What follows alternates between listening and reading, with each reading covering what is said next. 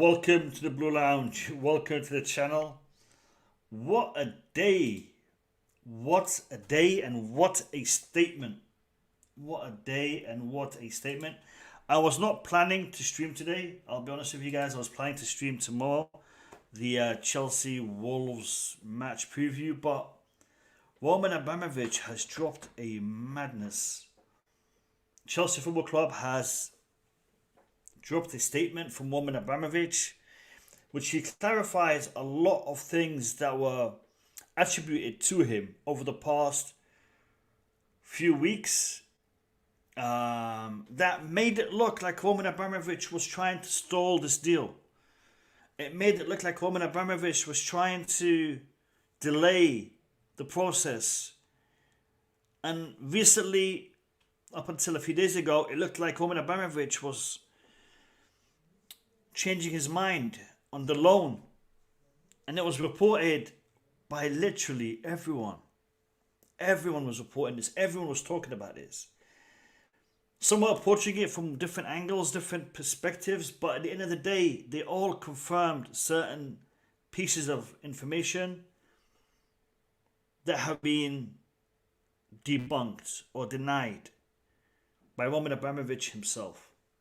Lads, do me a favor and in the chat tell me if the video and audio is clear, because I'm getting some indications on my end that there might be a little bit of lag in the stream. So let me know if the stream is good. Haven't seen the statement. George, I'm gonna read the statement live on stream and I'm gonna react to it. I've seen bits and bobs. I've seen tweets and whatnot. But I haven't read the full statement myself yet. I kind of know what's in it because like I said, I've seen some tweets. But we're gonna read it together. I'm gonna share it on the screen and we're gonna read it together. So it's gonna be clear. It's not that clear. We'll read the statement together and hopefully it'll become clear. Lads, I am gonna go through the statement and then once I've done that, I will share the link in the chat. And everyone is welcome to come on and we can discuss the statement together. Alright, we'll read it together. And then I'll put the link in the chat. And anybody who wants to jump on, you're welcome to do so. And we will discuss it together. Let me just say hello to the people in the chat. And again, I do apologize. I am running a little bit late. I just had a few things to do. Literally, I've been following the news on my phone. So, just got in. So, Sharmark, big up to you. George, big up to you. Welcome. Courtney, bless up. Nick, blue, welcome. Todd Bowley's blue and white army. It's actually blue, white and green. Sorry, it's not blue in it. It's just red, white and green. You figure it out eventually. What else? Who else is there? David, big up to you, David. Who else is in here? Chris, long statement. Like, share, subscribe. Hope everyone is well. Roman Abramovich is one of us. Don't let the media blind you and make up your opinions for you. On this day, we beat Liverpool 2-1 in the FA Cup final up to Chelsea. You know what? That's well said, Chris. That's well said, Chris. Because let's be honest, this statement destroys the credibility of a lot of people. A lot of people have been destroyed. The credibility has been destroyed by this statement.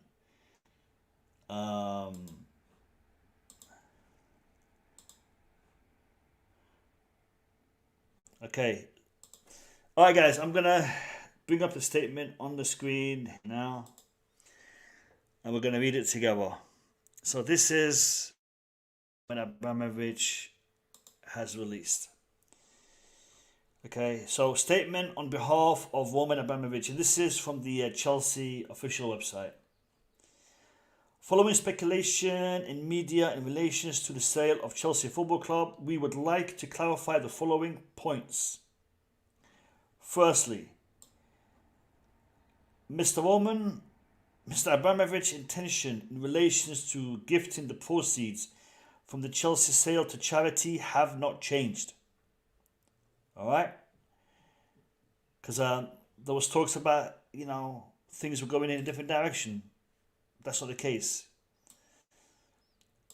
Since the initial announcement, Mr. Abramovich's team has identified senior representatives from the United Nations bodies and large global charitable organizations who have been tasked with forming a foundation and setting out a plan for its activities. The lead independent experts has had conversations with the government representatives presenting the structure and the initial plans. So Abramovich, working with the United Nations bodies and global charitable organizations, all right, to set up a foundation to spend that money on the victims in Ukraine. Now, if the United Nations and large global organizations and charitable organizations, I'm assuming, nothing's coming to my mind, but big organizations working with UNICEF and whatnot, working together to help relieve the victims of war in Ukraine, Red Cross, etc. All right, so that's where the money is going to be, or is due to be going, as far as Roman is concerned. Mr. Abramovich has not been involved in the work and has not been involved in this work, and it has been managed independently by experts with years of experience working in humanitarian organizations. So basically, he's delegated that job to people in the know to do it. He isn't involved in that. He's delegated it. Makes sense. All right. Secondly, and guys, I can't see your comments until I finish reading because I'm using a different screen here. Secondly, Mr. Abramovich has not asked for any loan to be repaid to him. I'll read that again. Mr. Abramovich has not asked for any loan to be repaid to him. Such suggestions are entirely false. All right? As are suggestions that Mr. Abramovich increased the price of the club last minute. As are the suggestions that Mr. Abramovich increased the price of the club in the last minute. You know that £500 million, £500 million increase?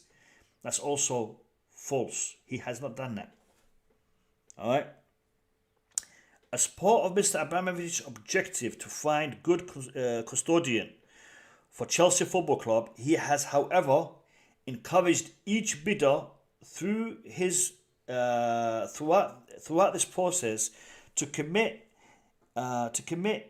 investing in the club, including the academy, women's team, necessary developments of the stadium, as well as maintaining the work of Chelsea Foundation. So he has preferred bids, and he has encouraged bids that promise to work and develop these areas: the academy, the women's team, developing the stadiums, and the Chelsea Foundation. So he's encouraged that. All right. Continuing. Following sanctions and other restrictions imposed on Mr. Abramovich by the UK since announcing that the club would be sold, the loan has also become subject to EU sanctions. The loan, the 1.6 billion, has become subject to EU sanctions, requiring additional approvals. That means that the funds will be frozen and subject to a legal procedure governed by authorities. These funds are still earmarked for the foundation. The government are aware of these restrictions as well as the legal implications. So the money that is the 1.6 billion, that is the loan, that loan he can't do anything about because it's also frozen. It's also being sanctioned. But that money is earmarked for the foundation. Now, I'm assuming that's the Chelsea Foundation, and therefore it will be invested back into the club. So he is, in essence, writing off that loan. So that money is earmarked for the foundation. So as and when sanctions are lifted, that money will go back to the Chelsea Foundation, therefore going back into the club. Therefore, he has cancelled the loan. He has written off the loan, in essence. But because of the sanctions, that process cannot take place until sanctions have been lifted or amended. So that's in respect to the loan. So all this about him wanting the money back, not true. The last bit here, to be clear, Mr. Abramovich has no access or control of these funds and will not have any access or control of these funds following the sale. Despite the changing circumstances since his initial announcement, he remains committed to finding a good custodian for Chelsea Football Club and making sure the proceeds go to good causes. And this is on behalf of a spokesperson for Mr. Roman Abramovich. That's where we are. That's where we are. So all this talk about Roman delaying stuff, about Roman is, what word did we use? Yeah, he's trying to get back at the government for putting him in that position, for making it hard for him. Not true. Not true. If that is what the government is doing to him, as far as Roman is concerned, he's still at the position that he was when he made that statement. And to be fair, he actually said all of this before he was sanctioned, because he put the club in the in the hands of the foundation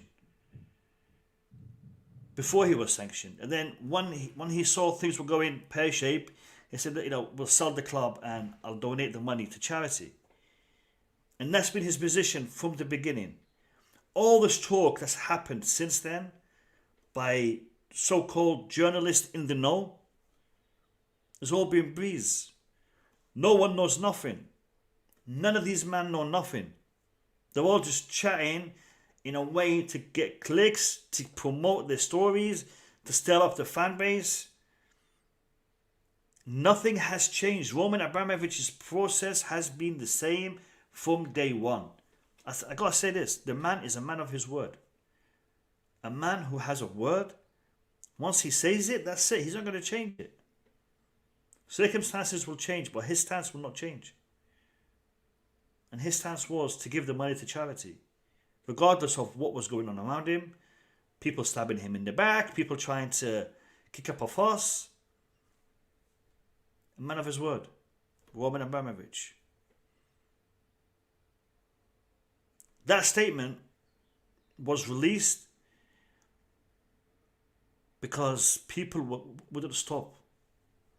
People wouldn't stop. For me, it's not about protecting or defending Roman. Roman is going. Chelsea Football Club, in a few weeks, will be owned by someone totally different. Roman Abramovich will be part of the history of Chelsea. But you got to commend him for what he has done up until the last moment.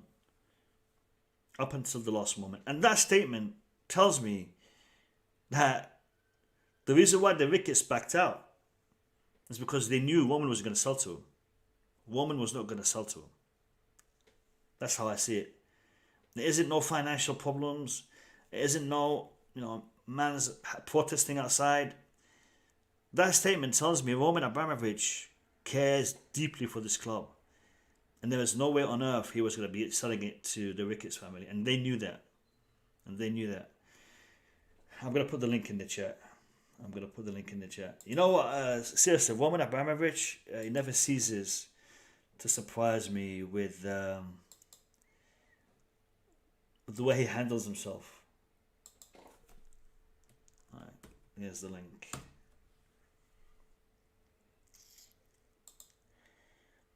The link is in the chat, and I've just pinned it.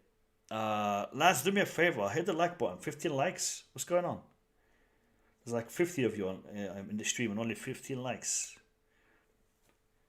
Let me get them likes up, please. Let's get them likes up. Okay, I'm gonna get the people in here. Just bear with me 1 second.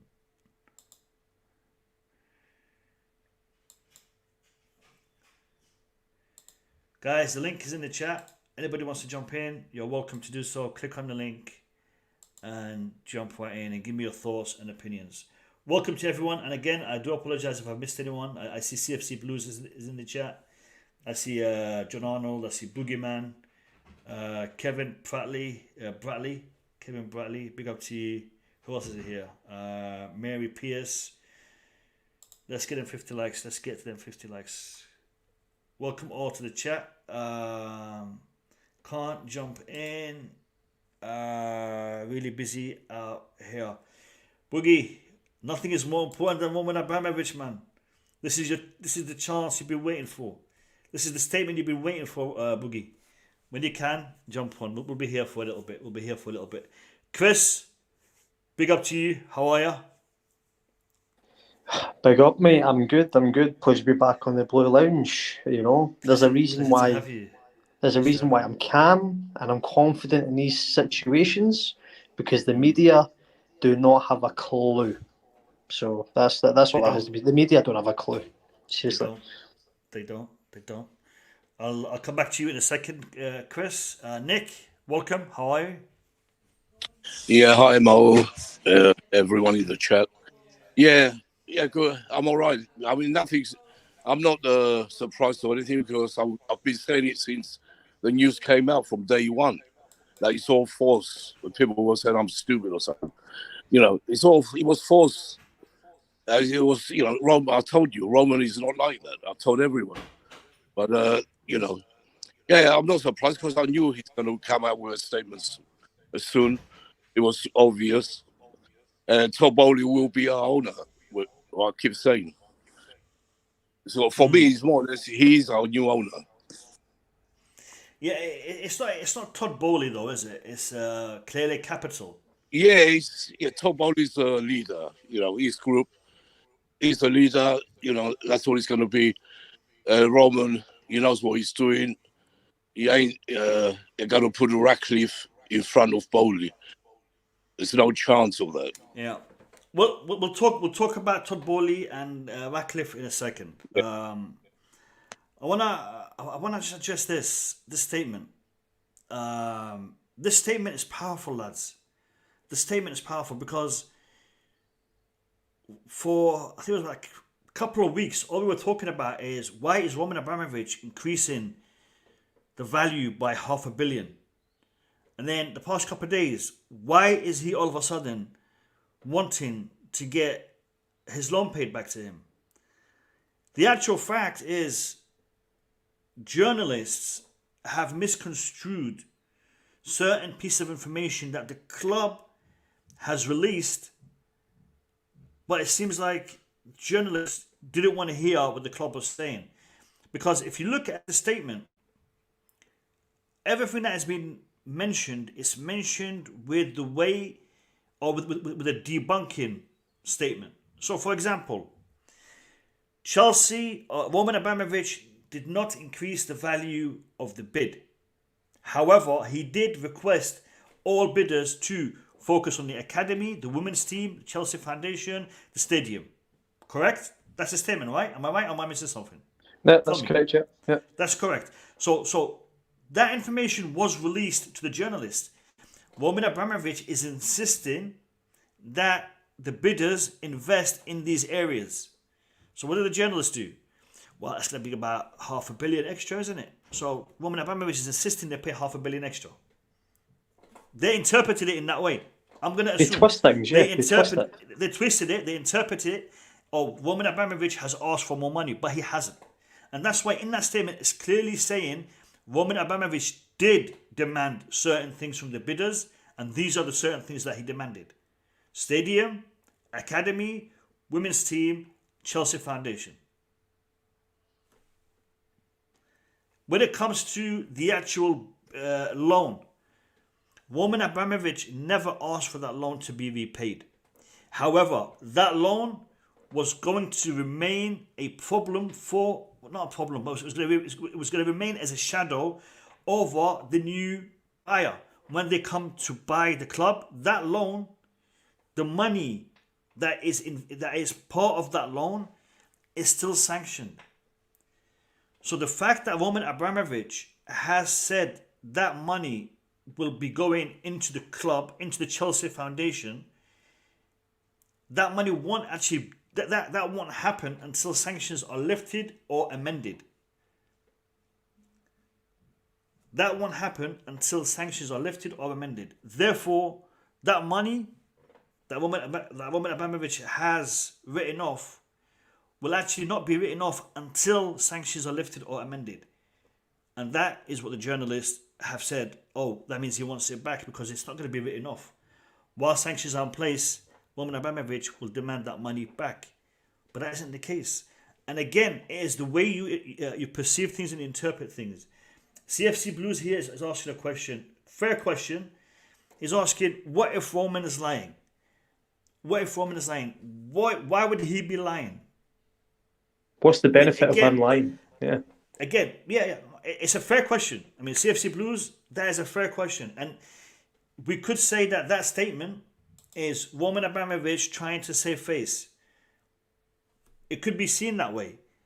But if Roman Abramovich had never actually asked for the things that these journalists are reporting to say he asked for, then who are you going to believe? The man who they are saying did this, and they don't have any evidence that he said this, because the club itself isn't saying this. Abramovich himself isn't saying this. So where are the journalists getting that piece of information from? And if Roman Abramovich did say that, he would stick to his guns and he would be demanding, I want that money. And I will take it. Well, if not today, I'll take it tomorrow. I will put a lawsuit against the government. This is my money. They seized it. They don't have the right to seize it. They can sanction it, but they can't seize it. But because of the way they handled it, they forced me to sell. Therefore, they seized my money. He could play 1,000,001 games. The man is a billionaire. He can do whatever he wants. In court, he can do it. The fact that he's released that statement in itself is a declaration that I do not want that money, provided it goes into, or provided it is spent in this particular way. That statement debunks what the journalists have said. So if Roman Abramovich is lying, then he's lying at 3.8 billion or 4 billion, the final bid. So he's throwing away 4 billion in one lie, and that isn't what he's doing, because he is clarifying his statement. I have always said this, and I maintain this position. And that money, he can't sue the government later for that money, because he has said that this is his intention. And this was his intention before sanctions. If you remember, he said, I'm selling the club, and when the club is sold, the money will be spent in this particular way. And the fact that he has involved the United Nations, people, Roman Abramovich has involved the United Nations. He hasn't involved high street charity shop. He's involved the biggest organization on the planet to deal with distributing and helping the people of Ukraine. The United Nations. If anyone can do it, it's the United Nations, because even Putin has to put respect on the United Nations, because he is a member of the United Nations. Okay, so this whole thing, and the fact that he asked the United Nations and global charitable organizations to oversee it, what more do you want the man to do? What more do you want the man to do? And this statement, people, listen to me. These journalists, they don't know what they're talking about. All this tweets by X, Y, and Z so-called journalists in the know, the talking breeze. I do not want £500 million to be added to the bid, but I do want whoever buys Chelsea Football Club, whoever is going to be the custodian of this club that I love so dearly, I want them to invest in the academy, a project that I have spent so much time and money on. The women's football team, another baby of his. The stadium, for us, the fans, and the foundation. That's what he's done. He says, I demanded that, and I'll be honest with you, every one of us wanted him to demand that. Every one of us wanted Roman Abramovich to bring in an owner who's going to do that, and he's done that. And the loan, it is not in his power to do anything about right now, because the government has sanctioned him. If the government wants to, release that money and allow it to be put back into the club, fantastic. And in that statement, he said that money goes into the foundation for the club. Nothing will go to Roman. That's what he's saying. Simple as. And if you don't understand that, and if I tell you something, tomorrow we're going to see some more news. Someone else will twist this in another way. We'll wait until some more happens. Bobby, welcome to the stream. How are you? Bobby? Hi, Mo. Hi, sorry, I was just trying to unmute myself. Yeah, I've just rushed back. I'm not on the device I would like to be, so I hope it doesn't cut out. You're good. But I just thought I would jump onto this. At this moment in time, Mo, I'm not even interested on weighing pros and cons. We've had enough of that. There is nothing reasonable going on here. We all know what's happening here. We know what's happening here. There are some spiteful individuals out there that for their own club allegiance have decided to do whatever, whenever they can, to destabilize, derail, attack, disingenuous, and just do anything they can against Chelsea Football Club. I joined one open stream, something I hardly ever do, a couple of days ago. And if you see the sort of venom coming out from particularly Liverpool fans, they are some of the most, they never, ever have anything positive to say about Chelsea, ever. They can never commend them for their achievements. They always default to Roman and his money, forgetting their own past and indeed current financial history. And this is what we're up against. There's a lot of very, very malicious people out there, and they're expressing it against this club. But I don't believe they're going to succeed. I believe Roman. He said this right from the beginning. Nothing has changed. Nothing. If there's anything, the position, they were hoping that they, through the power of suggestion, could create a change in the position. But he was quite clear. The government know what the situation is, and they knew that before the club was put up for sale. So I just think the subtext of all that text also is he's telling the supporters, don't worry, he'll do his best to put the hands in a worthy owner. I think that is a prelude to the announcement, which is imminent, and we'll leave it at that. The other day we were having a conversation. People are saying, investors, they're going to say they'll do this, they'll come and they'll take the money. And listen, we've had rumors with owners all along. They said it about Roman. Roman's going to come. He'll be off in 2 weeks when he gets bored. 20 years later, look what happened.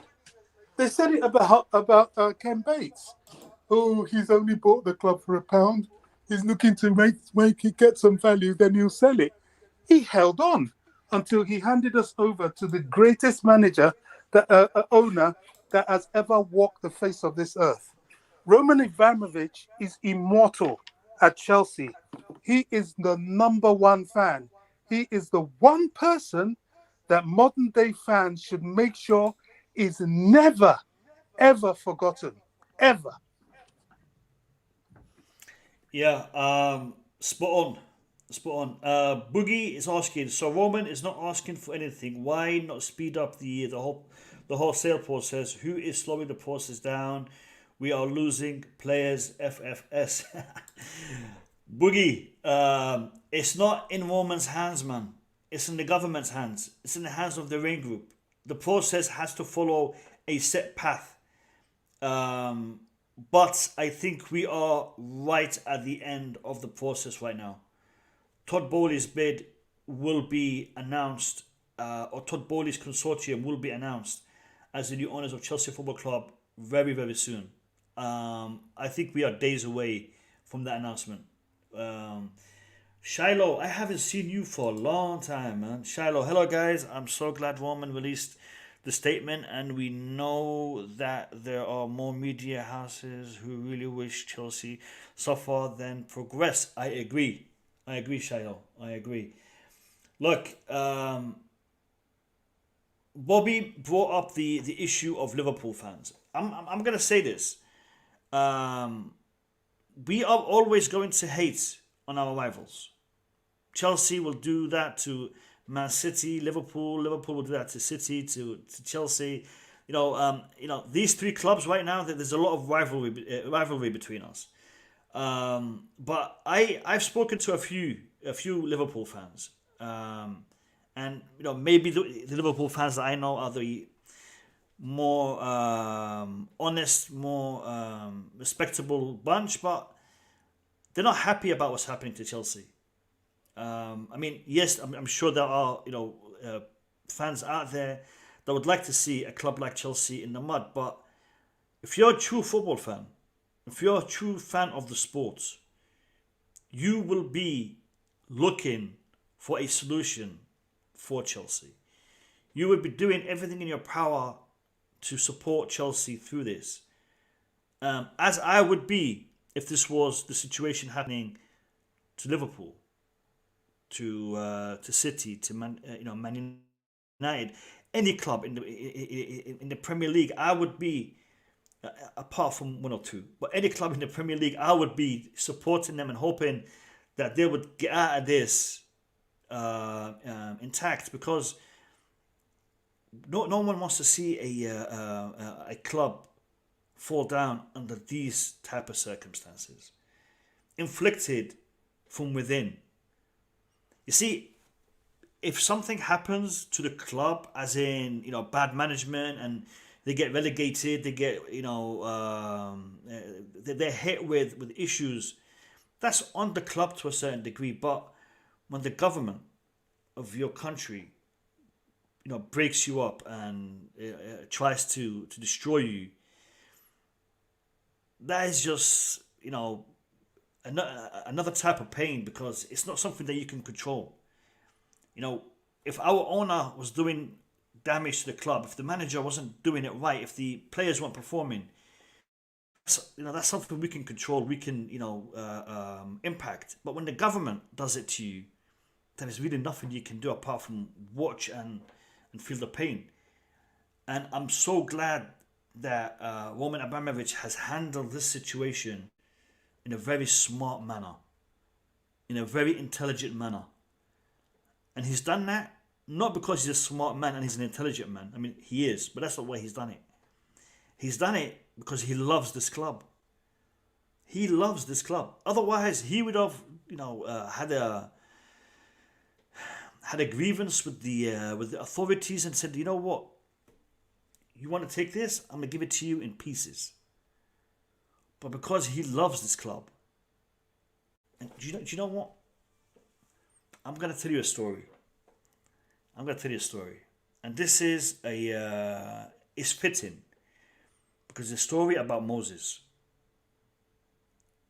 A story about Moses. Roman is a man of the Jewish faith, and this story is, I'm sure most of you would have heard it, when two women came to Moses claiming to be the mothers of a baby, of a child.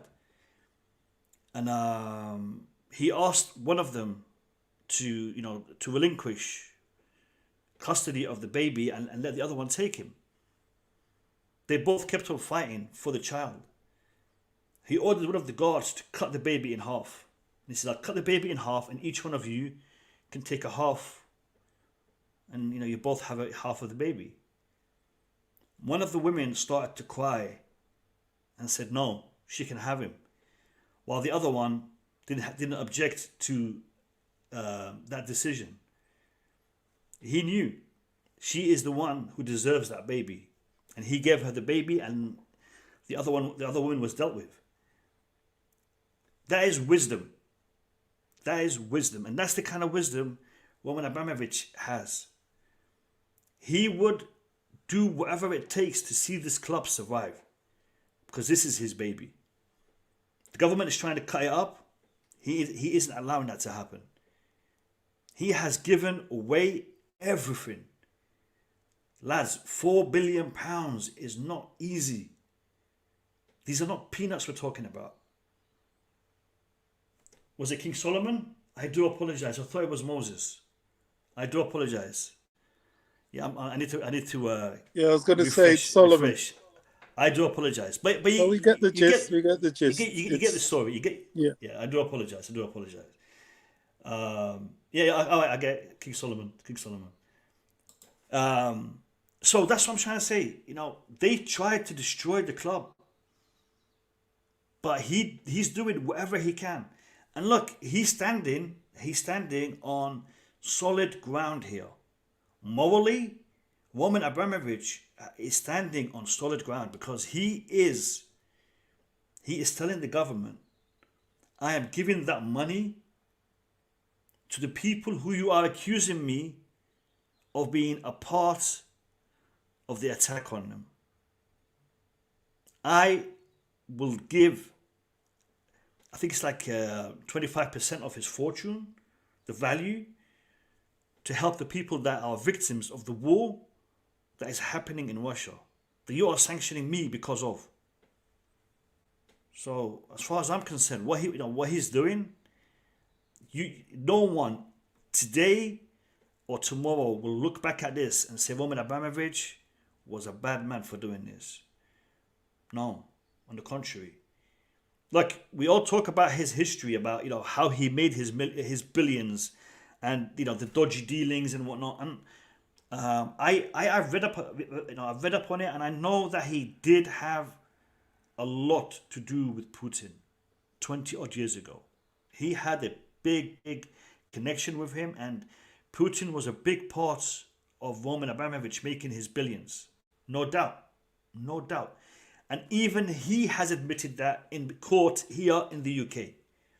In court in the UK, he has said on many a times his involvement in certain deals that are questionable. Not disputing that. But what he's doing here in our club right now, you have to commend him for that. And guys, again, I apologize, King Solomon, not Moses. But Bible isn't my book, so New Testament, Old Testament. But I do try to keep up with, try to understand other religions and other cultures, and that is a story that is one that I wanted to mention. So, lads, I'm going to open the discussion to you guys, Chris, Nick, Bobby, and also the people in the chat. The link is there for you. You can jump on and give me your thoughts and opinions about this thing. I've talked a lot. I've said enough about it. So let me hear from you guys. Take it away, lads. Should I come in? Sure, go ahead. Yeah. Well, very good words, Mo. What you said is absolutely right, and the way you put it, even better, because it's true. Roman, we're all real Chelsea fans here. Most of us, we knew, what he's like. That was all false. Coming out from Sky Sports themselves, what a joke. All the newspapers, all the journalists, everyone. They were just doing it because last Bobby said it. He said it, and he keeps saying it. They hate us out there, and they do. They always have. We keep saying it, me and Bobby mostly. But, it's true. I knew, I think I said it, Bobby, the other day. Roman eventually will make a statement. The truth has to come out. You did. Yeah, I did, didn't I? Yeah, absolutely. Yeah, and what can I say? I think I think now, after this statement, things are going to move even quicker now. We should have a new owner before the transfer deadline. Probably end of May, it will be finished. And what a better way to go and beat Liverpool in the FA Cup for Roman Abramovich. That'd be something beautiful. And, I haven't got a ticket. I'll try my best, but I haven't. I'll be watching it on TV, I'm afraid, like most of you. It's hard to get tickets unless you're a season ticket holder. It's impossible to get a ticket for the final. So, yeah, I'm glad about this statement. It's come out. I thought it might come out quicker, but at least it come out. Yeah, Mo. Yeah. No, So cheers, Nick. forward for the Nick, future. Yeah, listen, Nick. We have been talking over the past weeks. Month, 2 months now since this whole thing Since kicked off. March. Yeah, we've been talking about this, and and it's been a roller coaster. But the issue that I have, and it's really an issue with myself. And the reason why I'm saying this is because I think a lot of us need to look within ourselves when we discuss our club and discuss this owner. Everyone knows I don't agree with this owner on many things, but the way he has dealt with our club, Yeah, the way that he has managed our club, the way that he has organized our club, we shouldn't what's the word here? doubt. No, not doubt. No, doubt is okay. That is okay, but you shouldn't be able to give time, or give attention, or give notice to statements that contradict what he has said. We know that Roman Abramovich is a man of very few words, very few statements. But have you seen how many statements he has released for this issue, for Chelsea Football Club? That in itself shows you how passionate he is about this, how Yeah, he wants history to record the situation in the right manner.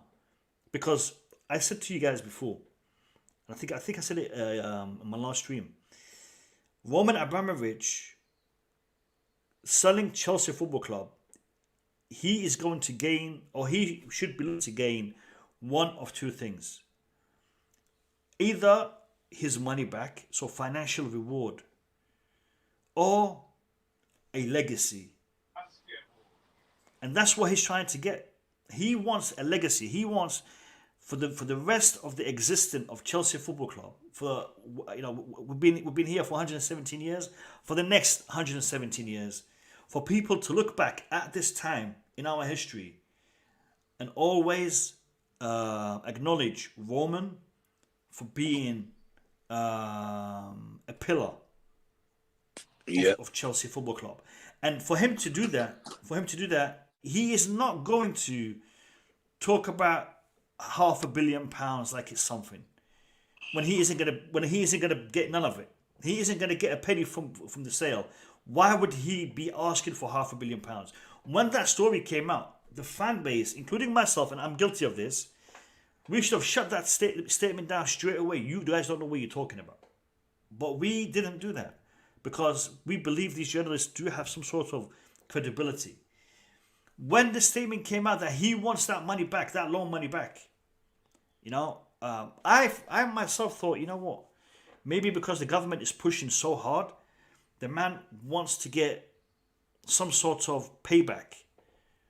But he is above that. He is above that. He doesn't care about that. But you see, that's the thing. We, as a fan base, still don't seem to know who Roman is. yeah. No, Yeah, a lot of us don't, but you know, from the beginning I knew because I don't know, I haven't met him personally, but I know the man. I know what he's like. I heard so much stories, from the before he came to Chelsea, and all them 20 years at Chelsea, from well-known people at Chelsea. I had no doubts it was all false. I had no doubts at all. I said it as well, even on here on your Blue Lounge. I said it, and there's no one like him, and he's going to go down in history, as a Chelsea great legend. And I'm sure we're going to have a banner in the ground or a stand named after him or a statue outside the bridge. One everything he does. It's not going to happen for a while, Nick. Yeah, no, I'm Unfortunately, not. it's not going to happen for a while. No. No, it won't happen. It will happen, but it might take a season or two, but it's going to happen. I know that for sure. It will happen. I think I know it will, Nick, but I know it won't happen. For some No, time. I know. Why? Because what we have to do as Chelsea fans is guard against what these people are going to try and do, and that will be to destroy his legacy. Yeah. They want to tarnish him. I mean that chat stream that you did on Twitter. Look at how those Liverpool fans were talking. They are so disingenuous. It's like they would rather cut their throat than say, "Oh, well done, Chelsea. You're World Club champions.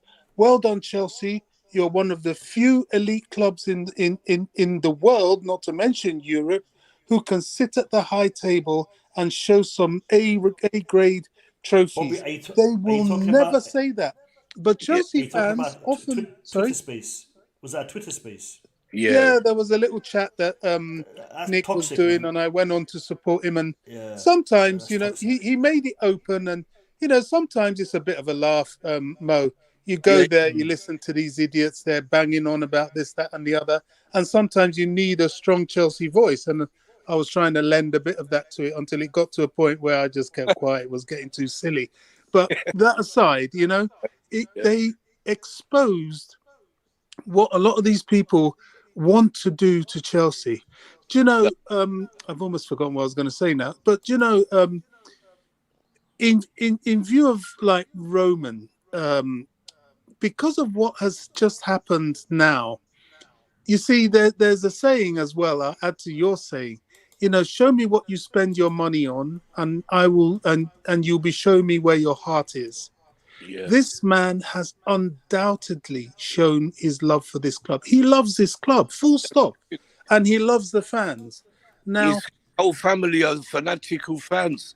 I keep saying, and he's like either of us. But yeah, there's another saying yet again. By their fruits you shall know them. Nick Blue never for 1 minute showed anything other than total respect for him and refused to accept the story. Apart from yourself, Mo, who we're all loyal to anyway, the very next morning, Max Burton released something rebuking some of the nonsense that came out of Stan Collymore mouth and giving us complete perspective as to what the situation is. Do you know, because of this, I am going to unsubscribe to about 4 so-called Chelsea channels. They're full of shit. They just, all the headlines they were putting up there. Oh, Roman wants his 1.6 billion back. Chelsea deal to be derailed. The club about to go into extinction. All these and what clickbaits. about the hate from Chelsea fans? Well, On all this. towards him. Hold Well, on, hold on.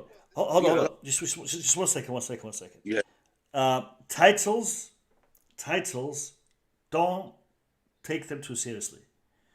no, but You hold on 1 second. YouTubers. I mean, if it's a stream, it's a stream. If it's a video, it's a video. They will do a title to entice you to watch the video.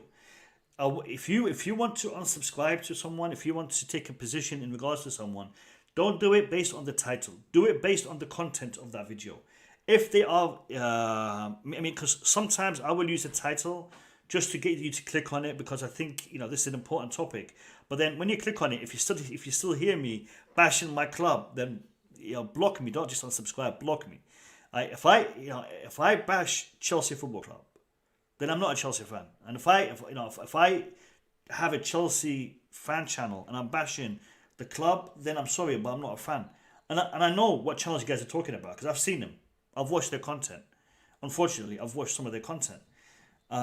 You can have a difference of opinion. You can have a different way of looking at things. But at the end of the day, if you are attacking the club, the establishment, the players, the team, the squad, you're attacking Chelsea. Then you are not a Chelsea fan. You can be critical. I have been critical of Marina, Bruce Spock, Roman Abramovich, Petr Cech, Lampard, Tuchel, XYZ player. I've done it all. But I have never, ever disrespected my club. And that is a line you can't cross. Because once you cross that, I'm sorry, but you are not a Chelsea fan. Because you don't support Chelsea. If you disrespect Chelsea, you don't support Chelsea. Now, in regards to some of these YouTubers and some of these channels, they have the opinion that if you try to be controversial, you are going to provide entertainment. When you go into those channels, you need to expect that you're expecting a certain type of entertainment. If you don't like that, don't watch it. If you like it, watch it. I can't condone anyone taking action against any particular channel, any particular individual in regards to subscribe or unsubscribe. That's your own personal choice. If you want to do it, do it. But at the same time, you have to understand that these individuals, they are doing this for entertainment value. So some of them are true fans, and it hurts them when they see their club struggling, suffering. And some, they actually want to see their club struggle and suffer so they can produce content. Now, you need to know what channels you're watching. You need to know who you subscribe to. Again, I apologize for interrupting you guys, but I just wanted to say that. No, I think you're 100% right. And yet again, that comes back to that point. If you truly love something, there's a limit to where you will go. And, just like Roman, he's prepared to give up his money, that no matter however you want to say he got it, it's still his money, just for the love of the club. And I just think, some of them, not all, there's one or two of them, they help peddle anti-Chelsea propaganda. There's one even talking of, do you remember that Liverpool guy you exposed? I think he came and we had a chat with him once, and he went out talking absolute nonsense. This guy wants to invite him to his to one show he's doing. I think something to do with the FA Cup and all that. I just said, mate, that's it. You've been talking shit for yonks, really. I've just been tolerating him. I'm not doing it. I'm unsubscribing from him, and I'm unfollowing him on Twitter. I don't need that shit. I just don't. It's that's not how I support a club. That's not part of the Chelsea family. I don't have any respect for this particular individual at all. It's sad, really. I have to say, as an individual, he's a decent lad. I've talked to him. I've gotten to know him. He's a decent lad, but when it comes to football opinion, Chelsea opinion, Liverpool opinion, he's to an extreme. I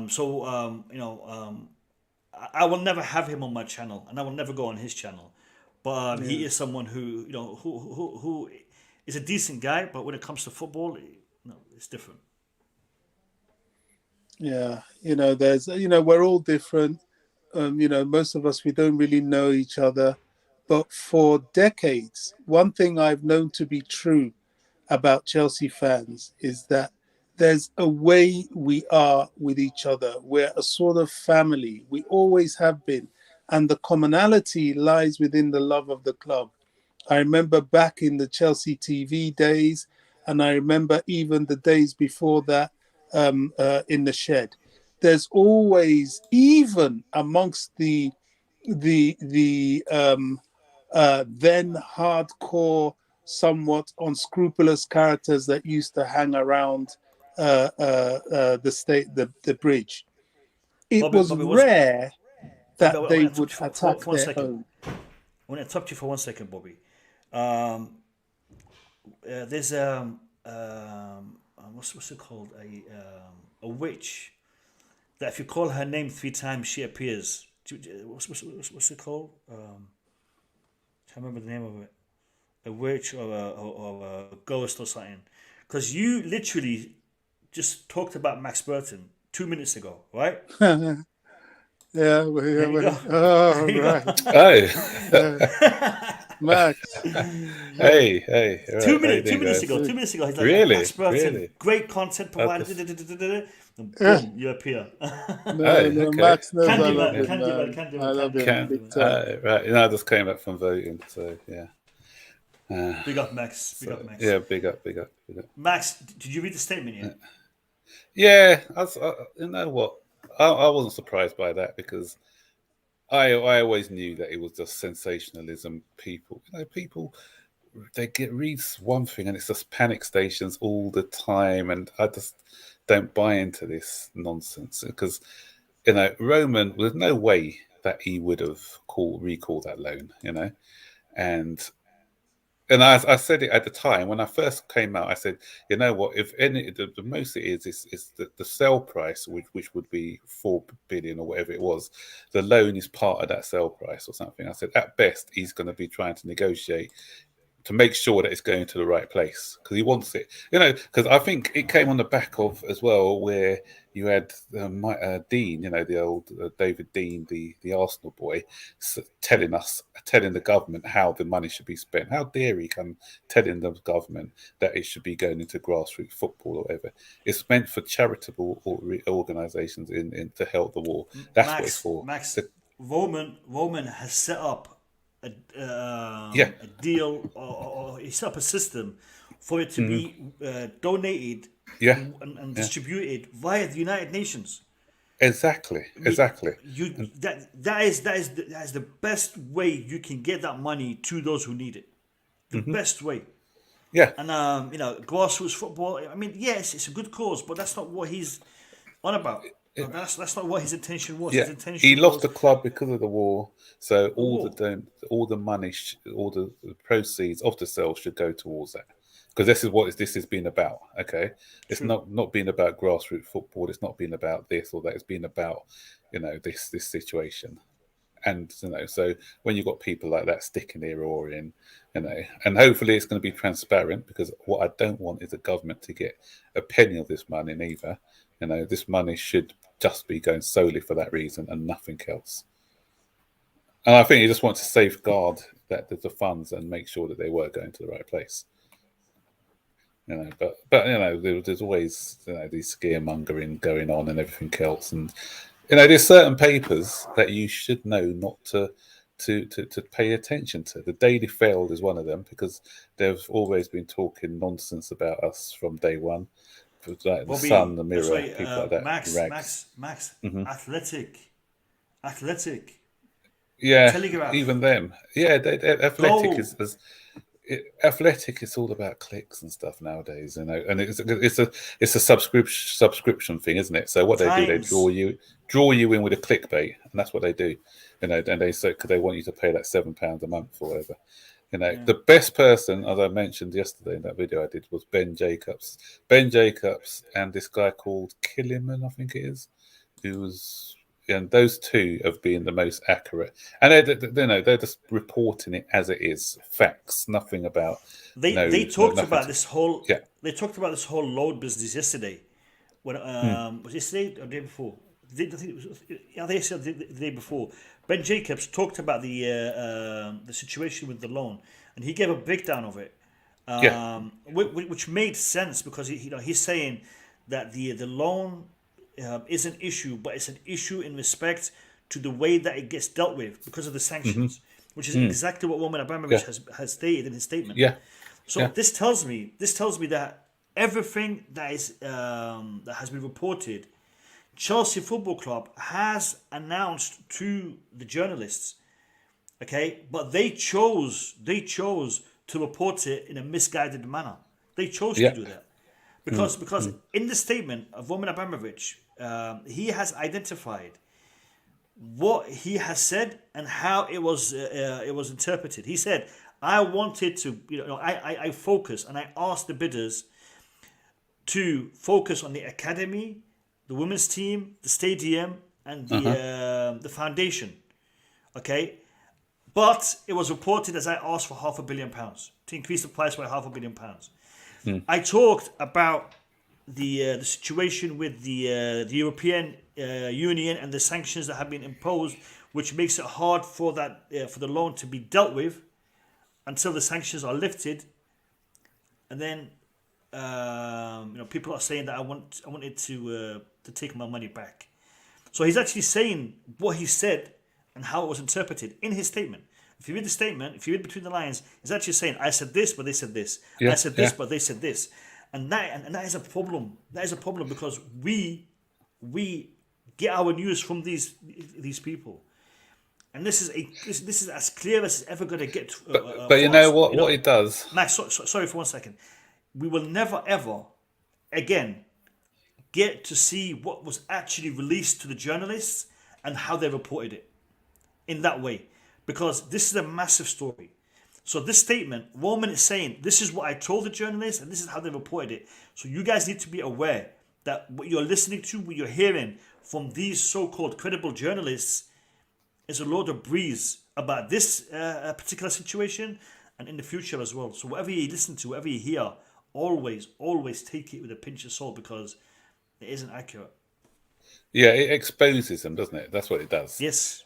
So it is, and I know the way journalism works. So I never just I see a story. I don't run with it all the time. I always try and do a little bit of research in it because I don't know if I've told you this story before. I've always there was one time I think Ruud van Nistelrooy was on the verge of he came over because I don't know he was next big thing when he came. It was Arsenal and Manchester United were the two top teams of the day, and the big headline on Sky Sports was Ruud van Nistelrooy says he wants to join Arsenal. This guy has put a mic in his face and says, "Would you consider joining Arsenal?" Of course, he's not going to say no. I don't want to join that club. He gave the diplomatic answer of he didn't say yes, outright yes, but he just gave a very diplomatic answer. And the headline was Ruud van Nistelrooy wants to join Arsenal. So even when you see some things as well, some things can be taken out of context in an interview. The way they edit the interview, those things can be taken out of context. So always do your research, because especially with social media now, especially with Twitter, the way it is, people jump on things. Did you see that story the other day where they said that Kovacic was going to be out for the rest of the season? Some guy tweeted that, and he quoted Nizar Cancella. So what I do, being a content creator, I have to look at, sort of try and verify sources and things before I make a video, and I just went straight onto Nizar Cancella's Twitter account, and there was no story about that whatsoever. So some people just jump on things, they don't even check it, and then they start to create panic within the fan base. I'm gonna ask you a question, Max. Did you check the owner of Clear Lake Capital? Did you check? Did you research him? Did you investigate him? Yeah, he's Iranian, isn't he? Yeah. He's an Iranian guy. He's worth, I think he's worth 3.4 billion outright on his own, but he's the co-owner of the. I think it's 70 billion. The whole 70, the assets company. The assets. Yeah. I actually didn't know who he was until I watched your video. And then you named him, because up until then, for some reason, I didn't really care to think who owns Clear Lake Capital, who is the owner. You mentioned his name, and as soon as I heard the name, because I'm from that part of the world, I'm like, that is a name that I recognize. So let me do some research, and I researched him. The guy left. He left the country at the age of 9. He left Iran at the age of 9 because of the war between Iran and Iraq, and his family migrated to America, and then he started his his business, his studies, and he's an American national, but he's also an Iranian national because he was born in Iran. Yeah. The interesting thing is this, because it's ironic that an Israeli will be selling his club to an Iranian, because politically that doesn't happen, but in business everything happens, anything happens. And when I was researching it, guy is he's grounded to a certain degree. Yeah, and he's going to be involved a lot as well, isn't he? In the He is going to be running involved. of the club. Yeah. But the other thing is, I want to just let people know that Iranians are so passionate about football; it's almost religious to them. Okay, so that is a fantastic twist, because you've got Bowley, who is business minded, statistics, balance sheets, trying to keep everything in order. But you also have a very passionate individual on the other side of that, in Ben Haddad Iqbali, I believe. Ben Haddad Iqbali, I think his name is. Yeah, Iqbal. Yeah, Iqbali. So you got two people. I mean, I don't know about the rest of the team. I mean, Wiz is he's a senior citizen who's probably just there for the ride. But these two really are gonna be doing some madness, and I think. And Mark Walters is the Walters guy as well. He's another one who's passionate about sport. I haven't looked into him yet. I'm going to. Yeah. I'm going to. But And, this guy, I spent all last night researching him. Yeah. And I'm really excited to see him and Bowley. I mean, I'm gonna share this because I don't know if anyone. I tweeted this yesterday. Let me see, where is it? So he's young. He's my age. He's literally my age. But he's a billionaire and I'm a YouTuber, so there's a big difference there. Yeah. Yeah, go on, Max. That guy Finkelstein as well. Don't underestimate him, because some people just think he's a politician, but apparently property developer. I think he's a property developer, isn't he? No, he's a politician. That one. I think the Goldstein's the property developer. Finkelstein is the guy who's the politician. Oh, he's also he writes a piece in the Times newspaper, but apparently he is also very good with like data. He was the one who got the Liverpool guy into his job. He does all the data analysis for Liverpool. It was him who recommended this guy to the club, and he's hot on data apparently. So with going down that data route, then he's going to be a good guy to have on board as well. Looking forward to it. I'm really looking forward to it. I want to hear from Chris, because Chris hasn't said much. He's been here. I know he's probably just got back from work and he's knackered and shattered. But Chris, I want to get your insight onto this whole story, mate. Well, mate, as you know, I said at the start, I've just been sitting back, confident, not worried, just looking at everybody panicking because they're listening to Sky Sports News, listening to Talk Sport. If you're listening to those sources, then I have no hope for you. Seriously, look, what's his name? What's that guy's name? Cavi Solahol? What was his name? I think I've said he's pronounced his name wrong. I'm sorry. This guy needs to be sacked from Sky Sports because I've just seen. Yeah. This guy. Carvi Solahol. Yeah, he needs to be. Sky Sports is a I butchered his name in my video as well.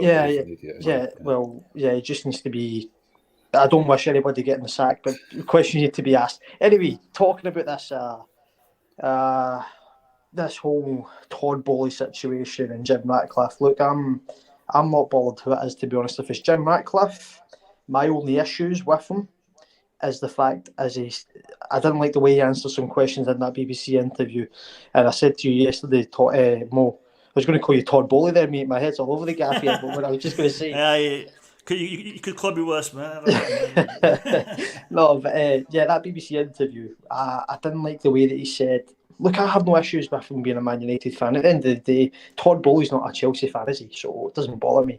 But I want someone who buys Chelsea to be 100% committed. Now, he said with his ties with Man United, I can't buy Man United because I'm not up for sale. So that straight away says to me, okay, so if Man United come up for sale when you're the Chelsea owner, are you going to consider binning off Chelsea for Man United. There's one thing. And then he said that he would have a bit of conflict of interest if Chelsea were to play Man United. Well, straight away, why do you want to buy Chelsea then? It's a waste of time. And then he said something. What else did he say?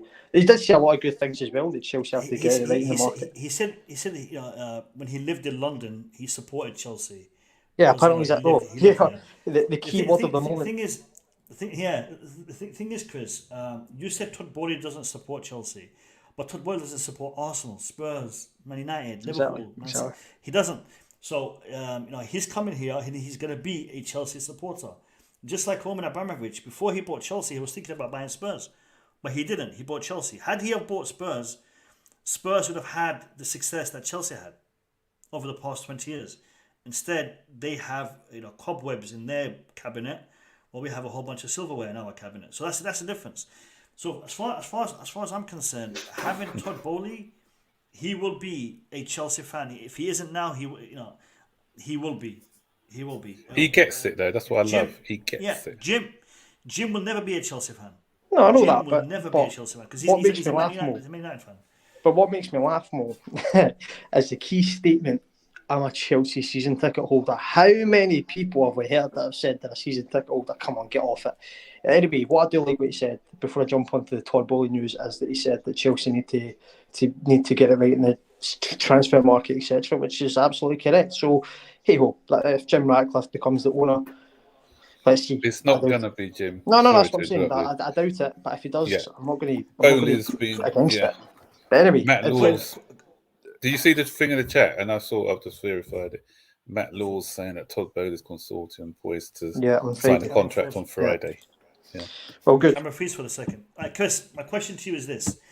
Do you think the whole Jim Ratcliffe situation was all part of this media campaign to trash Chelsea Football Club and Roman Abramovich? Because as far as I'm concerned, all of this is a media campaign to trash Roman. So do you think this whole bid by Jim Ratcliffe is part of the government conspiracy, again, conspiracy theory, to derail this whole thing because they wanted to make Roman look bad? Probably. It seems to be that too far-fetched. It seems to be that everyone's against us. It seems to be everyone's against Chelsea, and it seems to be that everyone thinks that Roman Abramovich is the one invading Russia. That's what people seem to believe. Let people believe what they want to believe. At the end of the day, I just want to say that people that are, complaining about Liverpool fans and this whole agenda against Chelsea, I'm one of the people that I'm not bothered about what people say about me or my club. At the end of the day, we're all Chelsea supporters, and we all know what Chelsea are about. Just focus on Chelsea. I couldn't care less what Liverpool fans have to say. At the end of the day, Liverpool fans are always, what's the word? What's that key saying? Ashamed of nothing, offended by everything. So that's what they have to say. In terms of Roman, yeah, I couldn't thank him enough. And in terms of Todd Bowley, if he comes in, I'm going to be backing him 100%. And yeah, people doubting him and judging him, saying he's not even walked in the door yet. Give him time, give him a chance. And if he doesn't put his money where his mouth is, and if he doesn't promise, he doesn't do the things that he's been promising to do, he's going to feel the wrath of Chelsea supporters. So good luck to him. All right. Before I bring in Boogeyman, I want to get Bobby to address this question for me. Why is he so desperate to buy Chelsea Football Club? This is Ratcliffe. What do you think triggered him to buy Chelsea Football Club? Because it was a lastminute.com kind of situation. Your thoughts on this, Bobby? I personally think, when you live in that circle, you have that kind of money, and you're a football fan, and he has, whether he supports Chelsea or not, having lived in London and chosen to hold a season ticket to Chelsea, he has an affiliation. Now, when you've got that sort of money to spare, it's like people, some people may come and ask me, Bobby, crikey, why are you running home from work to come and go onto a YouTube platform and spend hours talking about Chelsea? It's my passion. I don't care if you don't understand it. It's my passion. You guys understand it, but I can assure you many people that aren't football fans will not understand it. So billionaires have their passions. Some of them will invest in horses if they're into sport. Some of them will buy yachts if they're into sailing.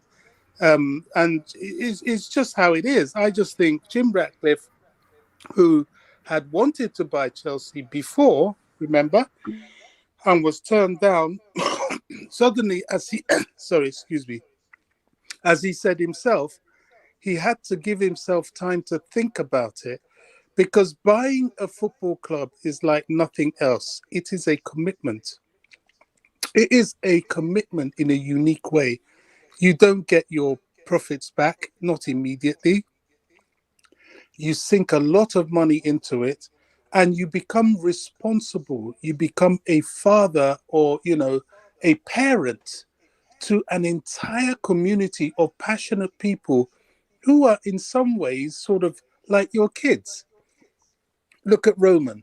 Roman always, I mean, when he left, he used the right words. He said he always viewed himself as a custodian of this thing that belonged to the people, the Chelsea people. And he developed his passion because he sunk in his money, and he just romanticized and became part of what was going on. I personally believe I cannot see. You see, that bug, that blue bug, when it bites you, that's it for life. I personally believe if Jim Ratcliffe was to own Chelsea, I think the blue bug will bite him. I don't really think his allegiance to United is so strong. If it was, he would be sitting waiting for United to be sold, because it could be sold with all the fury around the club and the owners not being wanted. You never know what's going to happen next, especially after this Chelsea sale. They might look at it and think, might want to cash in here. I don't know. I certainly believe someone in the Bowley dot will be in love with Chelsea, whether it's this guy, that's the chairman of Clear Lake, or whether it's Tom Bowley himself. I would like to think it will be Tom Bowley himself. Chelsea is a unique club. It's a very special place. And it's only because we're Chelsea fans that we can't see it.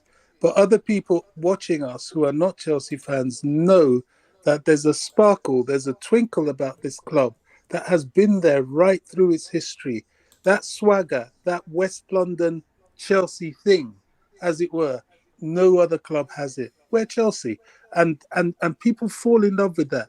Just like I did. As a 4-year-old little boy, I watched the game and I was fascinated. I didn't really understand too much about it.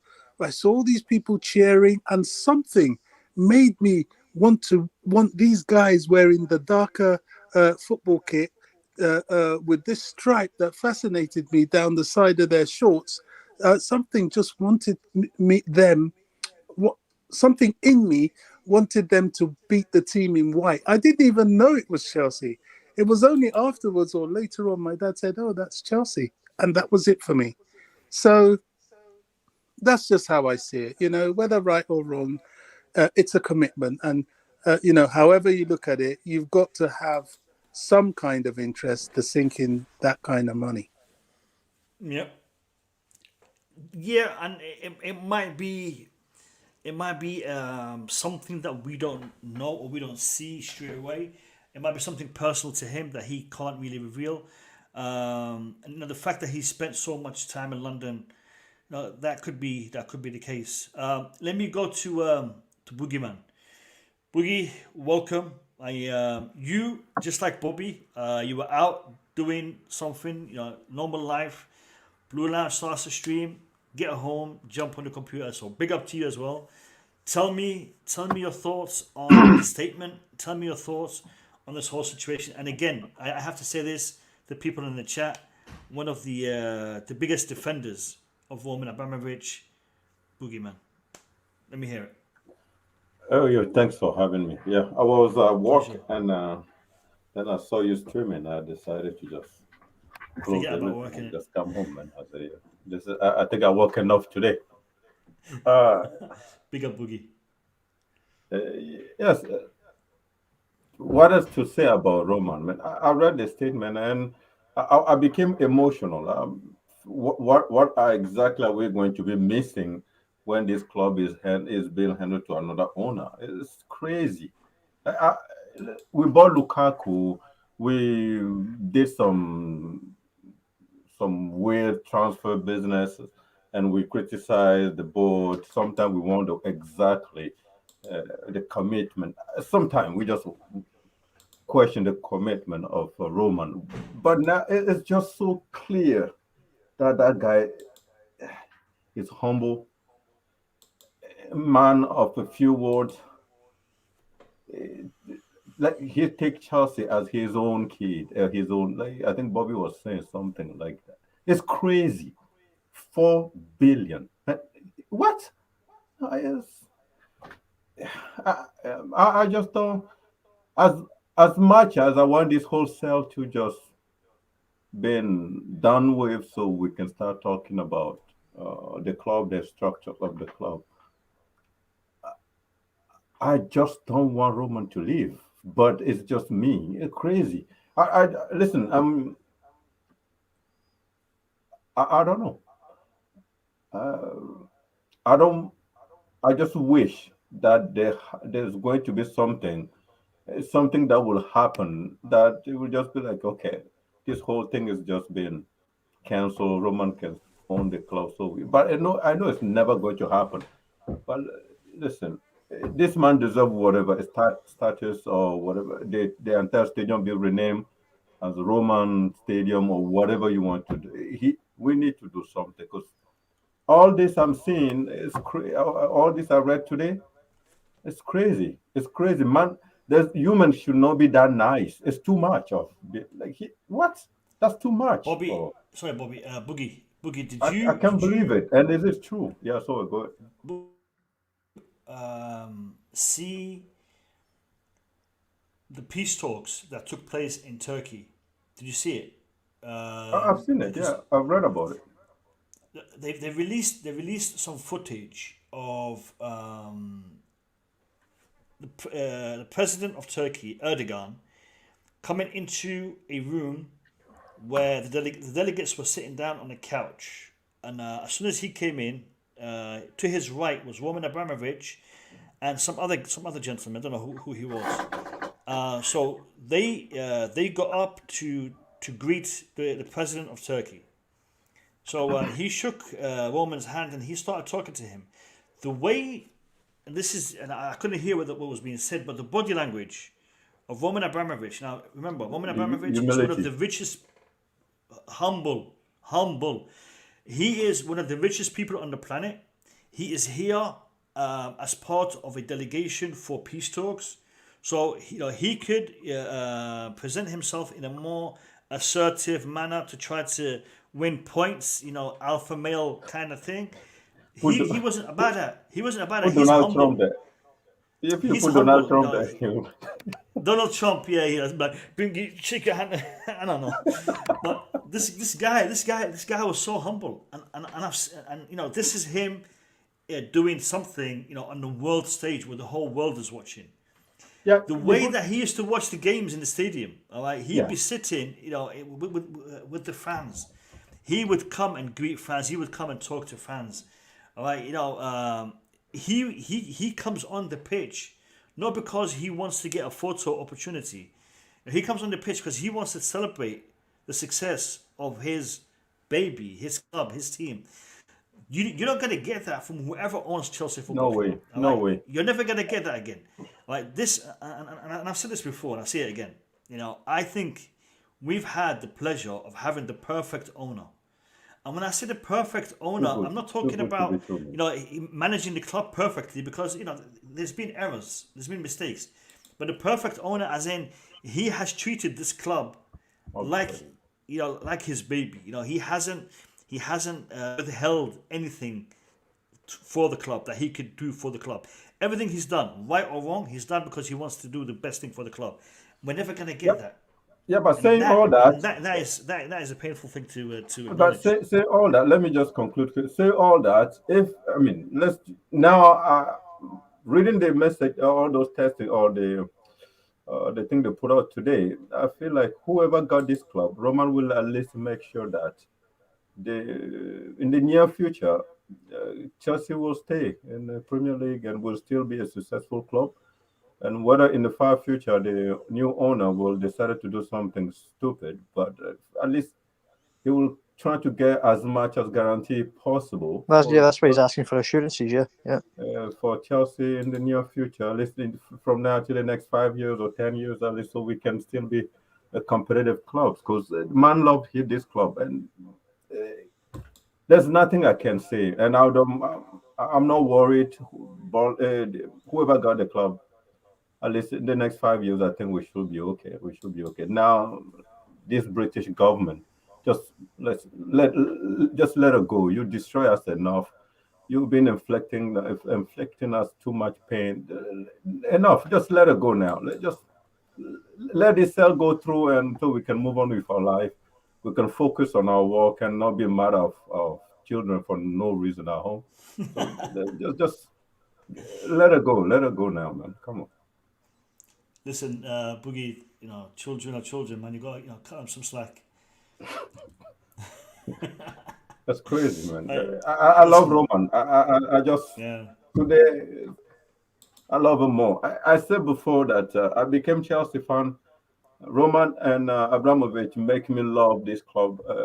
Roman and Mourinho, they make me love this club more. And today he just make it more. It's crazy, man. It's crazy. It's crazy. Okay. All right, I've got someone joining in. Before I give him a chance to speak, I want to ask everyone to hit that like button. If you're enjoying the show, hit the like button. If you're not enjoying the show, tell me why in the chat, but also hit the like button. And, lads, if you're new to the Blue Lounge, this is a Chelsea fan channel, so subscribe and enjoy the ride. I've got someone coming on, Honor Couches. Let me hear your thoughts. Welcome. Hello. Hello, how are you? Good, and you? I'm fine, thank you. Where you from and what do you want to talk about? I'm from South Africa. My name is Hanu, and my channel's name is Coach's Corner. Yeah. I just quickly. Do me a favor. Do me a favor. If you can put the link to your channel in the private chat, I want to check it out, and then I might give it a shout out in the public chat. So just give me the link in the private chat, and give me your thoughts per Roman Abramovich. So I haven't read the statement. Because I was doing my video. What is? I know the loan debt, and that is off. But what what what is said in the statement? Okay, basically in the statement, Roman Abramovich covered a few areas. He informed us that the statements that have been made public by journalists in the past are false. Journalists have reported in the past that Roman Abramovich has requested £500 million to be to the bid for Chelsea Football Club. That isn't true. What Roman Abramovich has asked by the bidders is to focus on developing the academy, the women's team, the stadium, and also to give money to the Chelsea Foundation. So that is what he has asked for the club, rather than to increase the price. In respect to the loan, as you know, over the past few days there has been talks that Roman Abramovich wants that loan to be repaid back to him. That isn't the case. The situation with the loan, as highlighted by the statement, is that money is frozen by the British government and the European Union. It is under sanctions. Therefore, access to that money cannot happen until the sanctions are lifted or eased per loan situation. So both of those statements that were reported in the press have turned out to be false, and that is the gist of his statement. He is basically debunking what journalists have been saying in respect to him and him trying to stall the deal and try to derail the deal. Roman Abramovich has insisted that his position has remained the same from the beginning till today in respect to he wants the money of the sale to be given to charity, and he has identified that he wants the United Nations to be looking at that money and to be spending that money to help the victims in Ukraine rather than it being handled by X, Y, and Z government, X, Y, and Z individual. It needs to be done under the supervision or by the United Nations. So that's really what he has spoken about. I'm just checking your link. So if you want to go ahead and just give me your reaction to that, please. But why are you guys so sad? It's good news. Be more happy. The loan is gone. It's wow. Oh, happy. I'm happy. Yeah.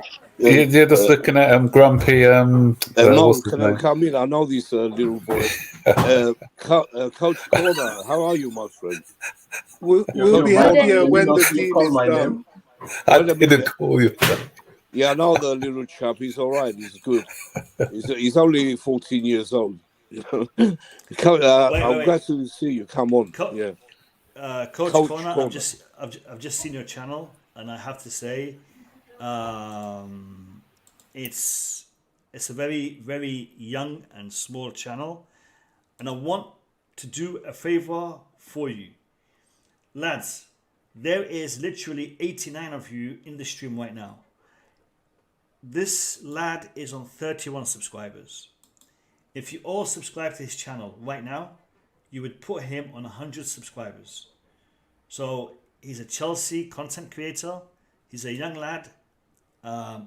Actually, hold on a minute. You've got Liverpool in some of these videos. Are you a Chelsea fan or a Liverpool fan? I'm a Chelsea fan, but I do content like Premier League predictions and Champions League predictions. So then I don't know. Oh, come on. Are you a Liverpool fan? Come on. What's it called? Right. Coach Corner. Right. I'm one of his subscribers. I don't know. What's the channel called? Coach Corner. Coach Corner. Yeah. Coach Lads. Corner. Coach Corner. Coach. Lads, the link is in the chat. The link is in the chat. All right. Yeah, help him out. He's only a young boy. I want you guys to show him some love. Go click on his channel and let's get him to 100 subscribers today. Because he's got 31. All we need is another 69 subscribers to get him to 100. So let's do it. Let's get him to 100. And listen, we are not sad today, Hanu. We're not sad. We are happy that this has been cleared up, but we are sad to see this owner go. That's what we're sad about, to see him go. Olu, thank you for subscribing. Thank you all for subscribing. Let's get him to 100 subscribers, lads. Come on, let's do this. Yeah. Go on, Hanu. Let me hear your thoughts on this. Now that you've heard about the deal. I just can't believe he didn't. It wasn't true, because logically it makes sense that he would ask for it back. But wow, he really loves this. That's the beauty. Club. Yeah. That's the beauty of it, because he loves the club so much. Money doesn't matter. He wants the best for the club, and that's the beauty of what he's doing. Yeah. You've got at least 2 subscribers. Jeff subscribed to you and Olu subscribed to you. So guys, smash that subscribe button to Coach Corner's channel. Go on, Hanu. But how are you guys feeling ahead of the Wolves game? Going into the game? Yeah, going into the game. I'll let the boys answer that. What was the question? Sorry. We're very confident. Okay, we're going to win 3-0. Chelsea will bounce back and be ready for those Liverpool scum. What we're going to do to them in the FA Cup final. That's what That's what I want to hear. That's what you're going to hear. You know me. You know what I say, don't you? Guys, we've had 9 subscribers to his channel. Let's keep it coming. We're going to the game with no loan to pay back, so not bad, man. Yeah. I mean, we're going to go into that game 1-1 now. I'm not going to call anyone scum. I think that's a bit out of order. But hey ho, we'll go ahead and beat Wolves 1-0. There you go. Chelsea win 1-0. Not sure about that, but we'll see. Max, Bobby. Well, against Wolves. Hmm. We're beating Wolves. We're beating Liverpool as well. Yeah. Yeah. Bobby. You know, I don't give scores. Oh, come Do you on, know, Bobby. I've got to be honest. The way we're playing, I don't know what's going to happen. I'm talking more out of my heart than my head. My heart says we're going to turn them over. My head says we've got to get our mojo back, because if we don't, it's just going to be a bit weird. So if we get our mojo back, we're going to turn them over, no problem. You know what? Wolves got nothing to play for at the moment. We have to win this one because, you know, just to stop it from being a nervy end to the season. And if Bowley does take over tomorrow, then I think that'll be a massive boost for the players if it's confirmed tomorrow. If it's confirmed tomorrow, we definitely win that game on Saturday. All right. Hanu, thank you for coming on. Much love, much respect, and good luck with your channel. And you know, listen, keep Yeah, good luck, smashing man. them videos, and you know you'll keep growing. And guys, if you haven't subscribed to his channel, the link is in the chat. Go click on it and show him some love and respect, and subscribe to his channel. Hanu, thank you very much, Babo. Have a good day. Thank you for having me on, and thank you No, for it's my sharing pleasure. the link. You're No, welcome. You're welcome. no Take worry, care, man. brother. Max, you said there's a Yeah. chance that Bolly become the owner by Friday. Did I hear Signs that? a contract tomorrow, yeah. He's Who signing the said that? The contract government tomorrow. has put an announcement on anything, or is that what it is? Yeah, that was the latest from Matt Law, and Oh, Matt Law. he hasn't got anything wrong so far with regards to Bowley. So, well, I say not everything. He's kind of reported that nonsense yesterday as well in his paper, but it looks like it looks like it's going to be signed tomorrow. But it's not going to. Obviously, if it's signed tomorrow, then we still have maybe a week for the director and owners test, because they've already done some soft vetting for the directors and owners test. So hopefully that shouldn't take as long. So we're probably looking at a week for them to do that. Once that's done, then the FA or the Premier League should be able to verify everything and The licensing, yeah. give us the license. I just want to interrupt you guys for 1 second. I want to interrupt you guys for 1 second, and this is something that I want to address to the people in the chat. There's 86 of you in the chat right now, yeah, and I want you to listen to this. There is a ton of content creators out there creating videos for Chelsea, for other clubs. Look, not everyone who has 100,000 subscribers or 50,000 or 10,000 subscribers are going to produce good content. Some of these young channels, some of these small channels produce some very, very good content, but they don't get the recognition. They don't get the YouTube algorithm to support them. So if you come across them channels, if you see them in your recommendations, Bobby, okay, if you see them in your recommendations, watch them. Give them a chance, and if you can subscribe, and you know you will find some of these channels provide you with better content than a lot of these big channels. It's just they don't have you know the numbers, the subscribers. They don't have the funding that the bigger channels have. So whenever you come across these channels, you know, I mean, when I started my channel, you know, I started from zero. And because people gave me a chance, supported me, I'm where I am today. I'm still a small channel, but I am, you know, able to help out smaller channels.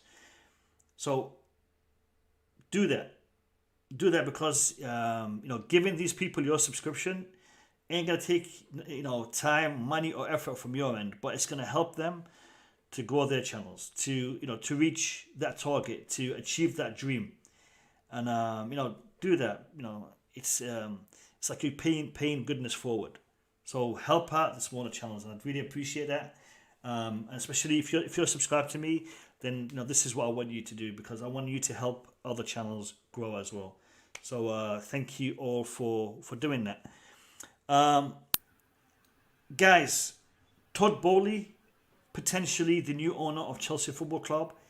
deal signed, done in the next days. How confident are you and how positive are you about the future of Chelsea and especially this transfer market coming up? Because right now, we've got to make some changes. And this transfer market coming up is where it's all about. And we're hearing Marcus Alonso, we're hearing Jorginho, we're hearing people are fleeing. Hopefully, and it's the good ones, the good ones that are fleeing. I mean, good ones that are. It's good that they are fleeing, not the good players. I thought you said the good players. Yeah. No, I mean, it's good that they are fleeing. I'm just, waiting for. I mean, I've read Lukaku, but it's not been confirmed yet. But I want to see some changes. So let me hear what you guys are thinking and what you guys are seeing. And yeah, it is good news, Wayne. It might not come across as in good news, but I am happy to. Thank you for your service. Thank you for doing what you've done. But it's time for you to go. Do you know what, Mo? I'm not thinking as far ahead as the transfer market. I'm just thinking about getting this deal done, as quickly as possible. I think this Roman statement is an indicator that pen is going on paper very, very soon, because of the timing of it all.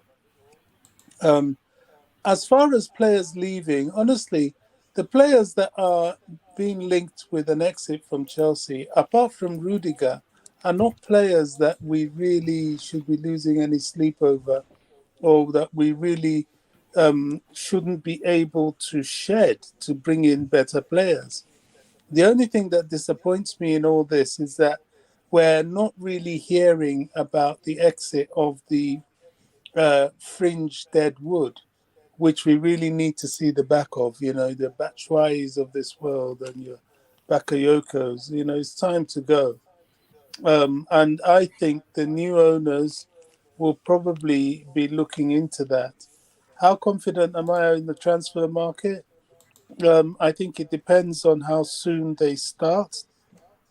There has to be a settling in period. I don't know. I really don't know. If they're Americans, how much do they even know about these players? Have they started doing some kind of homework, talking to Tuchel? My knowledge of the tender process would tell me that no, they wouldn't have. Will they have enough people around to direct them in the right direction? I hope so. So I'm not really trying to think about the transfer market. I know it's very, very important, but just for my peace of mind, I think one step at a time, let's get whoever in first, and then it will be revealed by their actions what our destiny will be this summer in terms of the transfer market. I'm very confident, Mo. Very, very confident. I mean, yeah, I'm confident that when we get Bowley in, I just want one thing to happen in the summer, and that's the back Tuchel. It's clear what we need. We definitely need two centre-backs coming in. I think Koundé will obviously be on there. And then one other.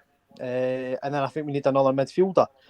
And then we need to look at, we just need to look at offloading some of the dead wood. The options on the bench, they're slim. We need to add additions to the bench. Ben Chilwell, if he's out, then we need to be looking, if Marcus Alonso is leaving, then we need to be looking at a good backup option for him. And I'm looking at Cucurella from Brighton. I think he's ideal. He's done very well for Brighton and he's experienced in the league. So I'm just hoping that Tuchel gets backed. That's all I want. That picture today, Mo, I sent you it with him and Emma Hayes. Mate, what a picture that is, by the way. So yeah, I just want Tuchel to be backed, and I just want to see us progressing. I'm not getting ahead of myself and saying, "Oh, if Tuchel gets backed this summer, we're going to be winning everything." No, it's going to be a steady process, but it's a steady process that I'm behind. I'm all behind Todd Bowley. I'm all behind him. Well, hopefully back in Tuchel, which I think he will. And yeah, let's just get this FA Cup final out of the way, and let's just focus on the future. Up the Chelsea, come on, let's do it. Yeah, I'll go next. First, big up to fans with many topics, man. One of my biggest supporters. And congratulations to Rangers, by the way. Rangers he loves your intros. He loves my intros. He does, yeah. Congratulations to Rangers, who've just made it into the final of the Europa League. where they'll be playing Frankfurt, I believe. Yeah, Rangers Frankfurt. Yep. Yeah, but for me, Todd Bowley, he's been doing his, he's not coming to this blind. So obviously he's I think he's had conversations already with Tuchel, just to, because obviously I saw somewhere that he's definitely impressed with Tuchel and he wants him to stay. Hopefully those conversations involve what sort of players are you keen on, which ones are you not so keen on, who you don't want to get rid of. And I know Bobby's not going to like this, but we will probably keep Marina just for this transfer window.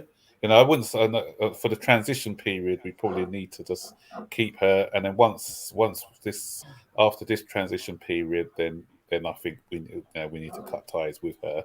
But the only reason I say we should keep her just for this transition period is because of the conversations that we've already had. I believe that Koundé still is interested in joining the club because he's had a lot of conversations with us. We were fairly down the line with the Tchouaméni deal, apparently. So, and they share the same agent, him and Koundé.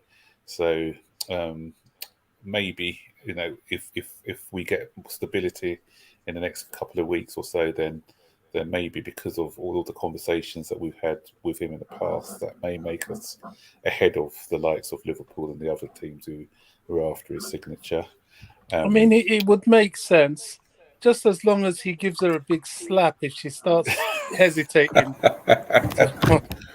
Yeah, exactly. Yeah, so I don't advocate long term, but just for this transition. You cannot advocate violence. I don't mean it literally. Yeah. So it's obviously we need two defenders. It's every day we're hearing a new rumor that some Brazilian guy is the latest I'm hearing about who we're interested in. This replays for Torino. So yeah, we'll definitely need a fullback who's coming in if Alonso goes. But with what you're saying, Bobby, what you were saying before with regards to the likes of Batshuayi and the other guy, Bakayoko, remember that loan thing's coming in, isn't there? Where you could only loan out X amount of loan players. Is it next season it's coming or the season after? I can't remember when. So it's next season, isn't it? If it is next season, we'll have to get rid of this Deadwood anyway, because that was just sort of a loan. We were just doing it just to get money from the loan army, and those guys will definitely have to go. I think Bakayoko, I don't know why they gave him. Was it Batshuayi? They gave an extension on his contract for some reason. It was Batshuayi. Yeah. So thing is, if we have to get rid of them now, we take away our negotiating power to get the better price, because we're going to end up more or less giving them away now. What we need to do, I think that's what sometimes we need to do. Okay, we'll take a hit on some, but let's just do it. Let's get them off our wage bill. That's why apparently that's why Alonso didn't go last season, because we're asking for too much money. Even if we're getting 15 million from him from Barcelona, just take the money. I think we need to get rid of these guys, clear out the deadwood, bring in some players. Barclays, he's another one who's got to go because he's just taken up a space and money in the team. But it's a juggling act actually, because who we can get in. I like that Kamara guy, Babakira Kamara. He's on a free. I heard just a minute ago that Dembele he won't be renewing. It's confirmed that he's not going to be renewing at Barcelona. So he's another one. Bremner, that's the guy. So thanks, Dexter. That's who I was talking about earlier. I'm going to check a name out there. Pogba. Yeah, I'll take him. No, it'd be too toxic for the dressing room. I don't think so. Why? He's not toxic. He's not. That's another media thing. That's what. If you hear any Manchester United's players, he's not toxic. The media try to portray him as toxic, But it's just a wage bill. He would want a big wage. So that's the only thing with Pogba. Lads, but I got to ask Phantom a question. So you're wearing a Chelsea top. Are you still gonna buy a Fulham top or not? I've already ordered it on Amazon. It's coming. It takes Amazon a few days to get it to me if I don't pay the heavier postage. But anyways, and my Roma jersey is in the laundry right now. Otherwise, I would be wearing it to your show. Okay. Welcome, Phantom. Welcome. Congratulations to Tammy Abraham on scoring the winning goal for AS Roma, bringing them into the Europa Conference League Championship. They just won the game there. Oh, they beat Leicester, didn't they? Yeah. So, and also congratulate Jose Mourinho, I guess, as well. He has a big. Tammy, I wish Tammy all the best. He's doing well there. I hope he stays there forever because Chelsea, you know, he wasn't treated well here. So, anyways, that's my opening, if that's okay. Also, I'm hearing I had to scroll back to watch what you said on the opening of what Abramovich said. I guess it's all a big misunderstanding. The media hype, blah blah blah. So it looks like it's going to be okay. I don't think it's a misunderstanding. I think it's deliberate mischief. Deliberate mischief. Okay, but anyway, so Todd Bowley's going to come in, be our new owner, and everything's going to be okay next season. So I hope that Chelsea will be able to earn back the top of the table in my favorite soccer team list. Right now, Chelsea is number 2, right behind Fulham. So anyways, I just want to also say that I'm very happy about Todd Bowley. I think he's going to be a good owner, and hopefully you'll get to keep your team at Stamford Bridge, and that will still mean that it is in the borough of Fulham, technically, which allowed me to become a Chelsea fan in the first place, because when I went to London for the first and the second time, I stayed in the borough of Fulham and Hammersmith, which I consider my home in London. Okay. Thank you for allowing me to speak. Go ahead. It's Hammersmith and Fulham. Hammersmith and Fulham. Yeah, Hammersmith. I'm sorry, Hammersmith and Fulham. What did I say? Oh, hold on. Can I just get an understanding of what you're saying? Are you a Chelsea supporter or a Fulham supporter? I am I support the borough of. But surely that should be an easy answer, no? If you're wearing a Chelsea top. Well, I can support both. Oh, come on. Right now they're in the Champions League, but when they get promoted, they'll be my first. So you're okay. So Fulham's your team, yeah? I went to both games when I visited London this past January, and they're on my videos. I actually had a better seat at the Fulham game, and I made videos at both games, and so I'm getting the Fulham shirt now. Yeah. Fulham, of course, is not as rich as Chelsea, and that's why, of course, so you're a Fulham supporter. You're a Fulham Chelsea's supporter. Easier. Right now. Congratulations on your promotion. I'm very plastic. I make no apologies about that. Congratulations on your promotion. Fan. I am a plastic fan. I will switch back. Nothing wrong with it. Nothing wrong with it. Oh, we need you also. We need you in the fan base. So I have a question. Without me, your fan base doesn't grow. I mean, when you grow to become a worldwide team, you're not a Chelsea fan. So what are you talking about? You're a Fulham fan. When you grow, 100%. Thank you for joining the fan base, man. My issue. I bought the shirt. Fancy. Yeah, go ahead. We welcome you to the Chelsea family. We hope you are converted properly, fully in the near future. Okay. Yeah, it takes time. I mean, to become a Chelsea faithful, proper Chelsea. It takes time. So we'll give you a bit of time. Okay. I'd like to add one more thing before I give it back to everybody else. Okay. I've tried being the loyal fan supporter, okay? In America, there's a team called the Dallas Cowboys. I've been a fan since 1977, loyally. I can name every quarterback we've had since 1977 in order, okay? I mean, I've been waiting for a Super Bowl championship for 26 years, okay? I feel like an Arsenal fan in terms of the American football side. So forgive Yeah, me once for again, congratulations on Fulham's do a little promotion. bit You're a of Fulham trophy fan. hunting, to make me feel good, because my own real team, the Dallas Cowboys in America, ain't winning anything, and we just had a horrible draft. Hey, No congratulations on Fulham's promotion. Francis, You're a Fulham fan. Francis, there is something that you have to understand. You can support multiple teams. Yes. You can. Nothing against. I support Chelsea and I support Juventus. Yes. Okay, but when Chelsea play Juventus, for me, it's all about Chelsea because that's my team. Chelsea is my team. Okay. I've always been a fan of Juventus, but it's not my team. My team is Chelsea. I like Juventus. I like in the Spanish league. I like Real Madrid. In Italy, I like Bayern Munich.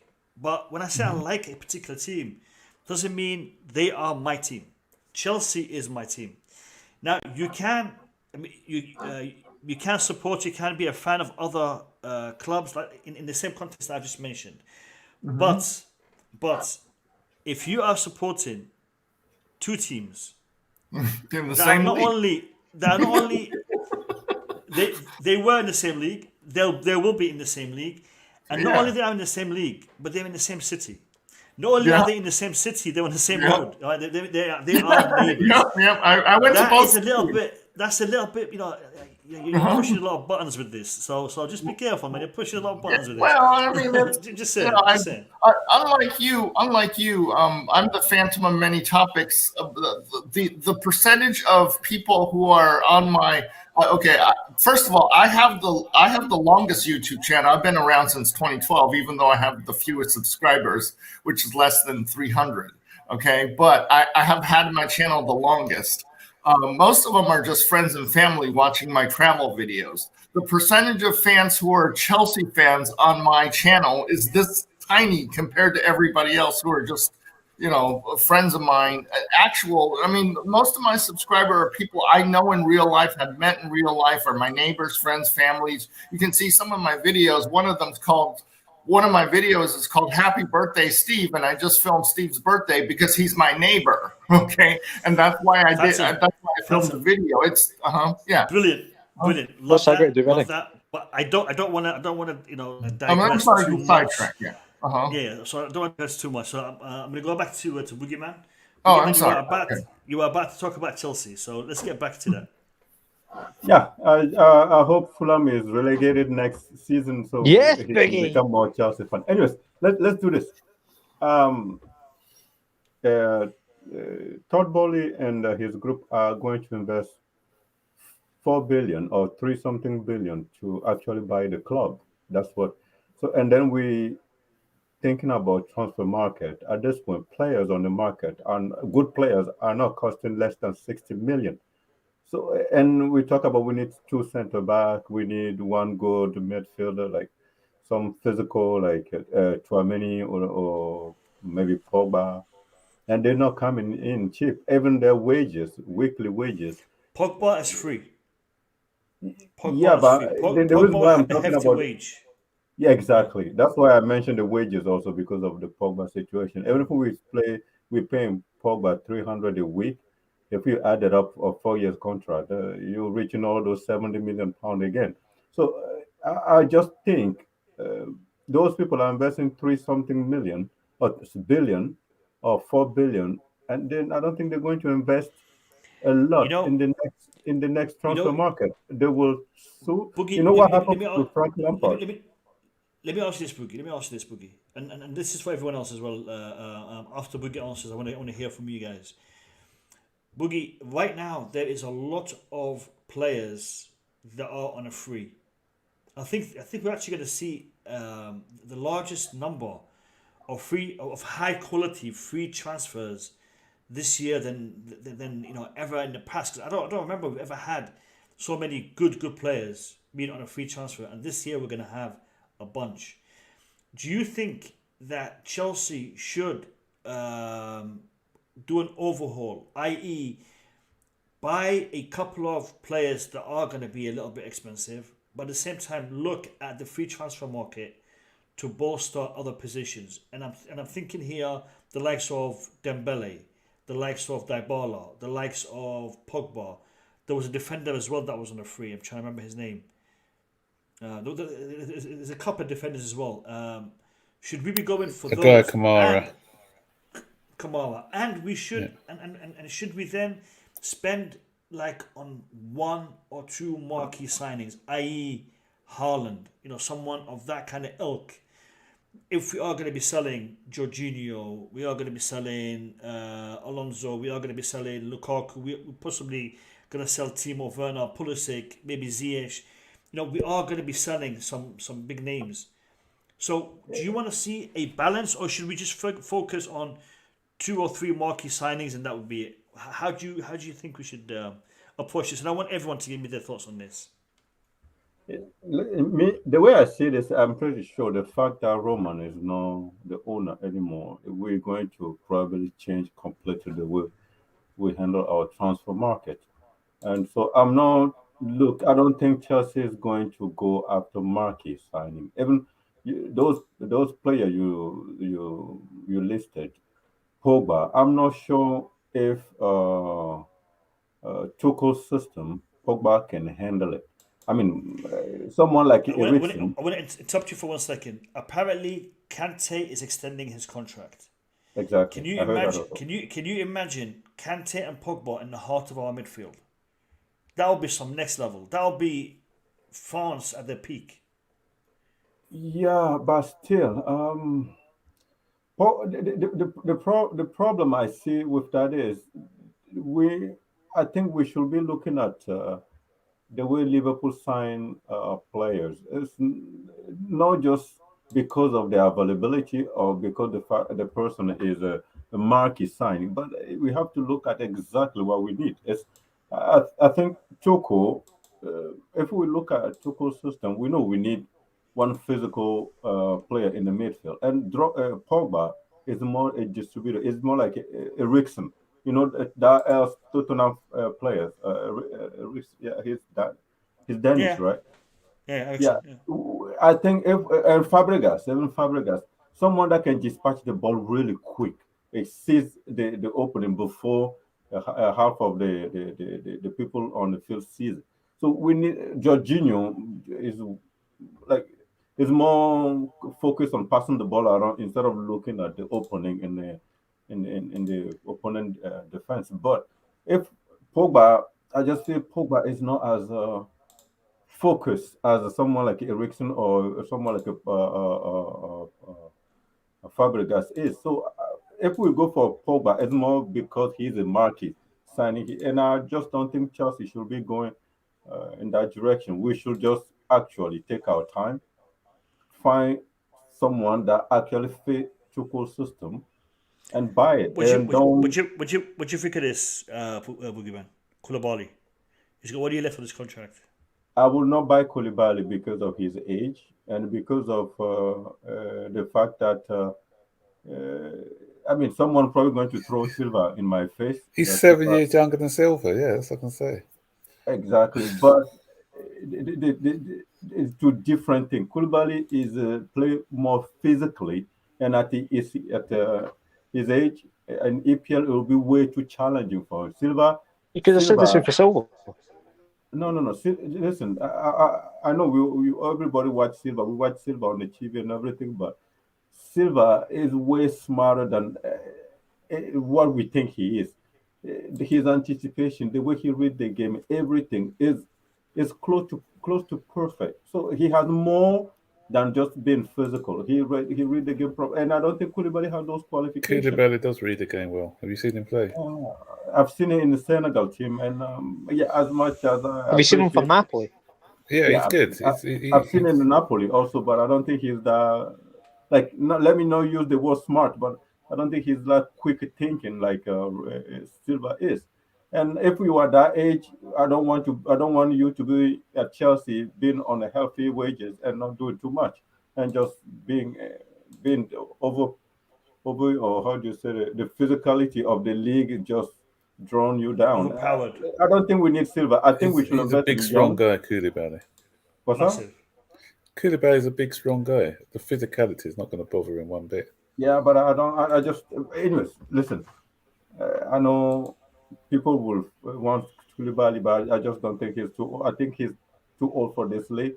Silva is just one of those exceptions we have, and he's going to play next season. But I think we should promote the youngster, or even invest in the young. And any position where we have to spend more than 40, 60, 50 is because we actually need someone there, and that's the way we should go. No more all those blinding investment, and so I don't think we should invest in Dembele. I don't think we should pay any money for Dybala. I don't think we should bring who else? Pogba. Dembele, Dybala. What's that? Pogba. What, you wouldn't bring in Dembele, you said? No, yeah, I will not bring Why? Dembele, Dybala, Pogba. Dembele, because I think that guy is injury prone. I don't. I wanna, I And wanna, No. I wanna, This I wanna, I wanna, I wanna, I wanna go to Max Burton. Max Burton, can you address me this question as well? In regards to Koulibaly. different TT will bring Cuba to a new level. Well, he, to a new level. He's already at a good level, I think. And yeah, I think Koulibaly. So I think what Matthias is talking about is Koulibaly is more of a solid defender rather than a person who play from the back. But I think we He saw carries that the ball out from the back. He's comfortable on the ball. It's not his strength, as was the case with Rudiger. But Rudiger today is much better in that attribute than he was in the past because of TT. And I think what Matthew is saying is, will this also happen for Koulibaly? Will he be a more of an assertive player rather than a defender type of player? Will he improve him in the more aggressive part of the game, attacking wise? Yeah, he would do. He would do because Thomas Tuchel, that's what he does, isn't he? We've seen it with some of the other defenders that we have, that he will bring out the best in Koulibaly. Max, do you think Tuchel will have Koulibaly and Silva together in the starting lineup? It depends. If he's playing with a three, then maybe. Obviously, Koulibaly, 31, he's not as quick as he used to be. He's still fairly quick, but then it's the added experience. When you think Silva's got one more year left, and once he goes, especially, remember, he plays Azpilicueta and Silva sometimes, and Azpilicueta's lost his pace a bit. So as long as you've got a quick defender alongside him, if he's playing three at the back, and he has somebody like a Shalabar or Koundé is very quick, then that can work. If you're playing as a back four, then you're not going to have those two. Those two playing a high line would be suicidal, because any ball in between, in behind, any pacey attacker will be able to exploit that.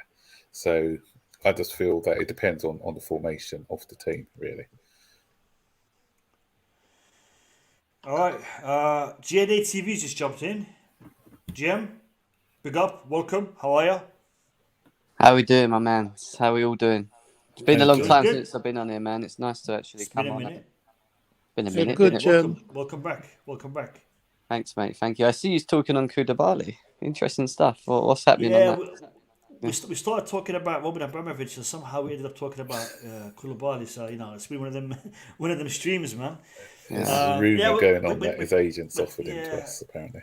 Okay. We're talking about potential, incomings and outgoings for next season.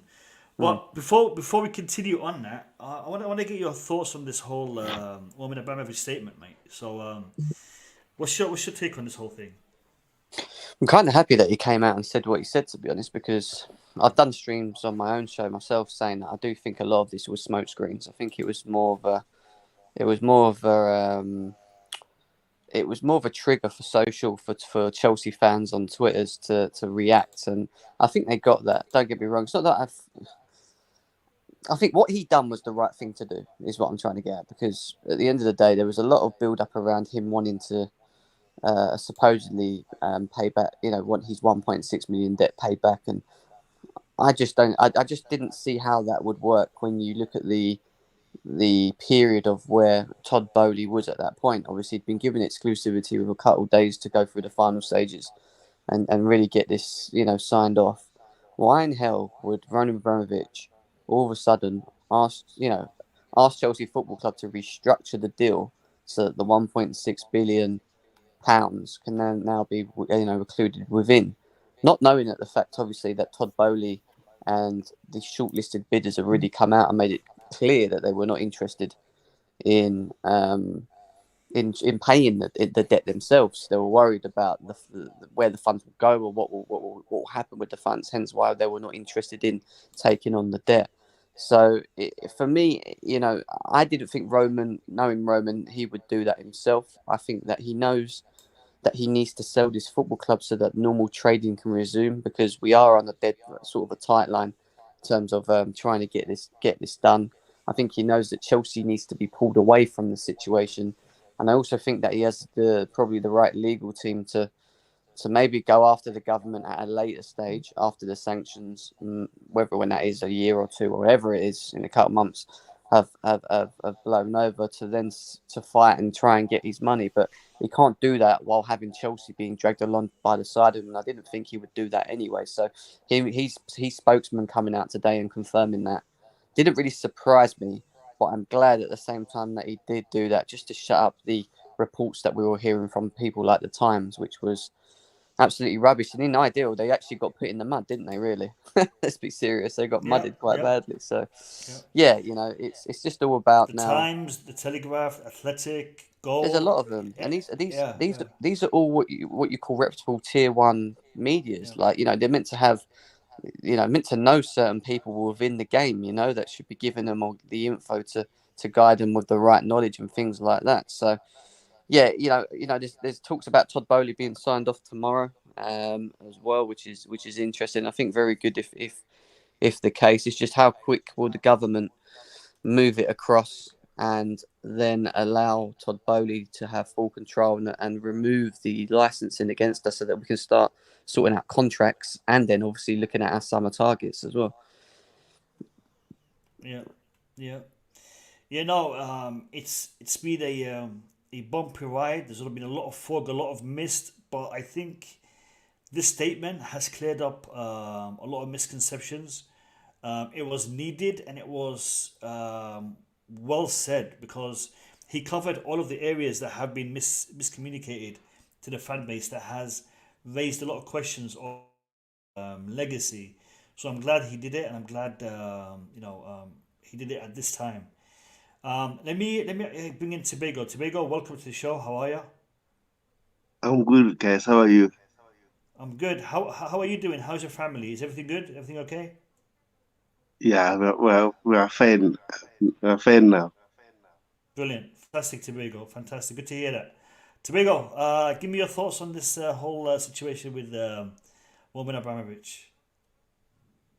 I'm so relieved now, and everything is clear.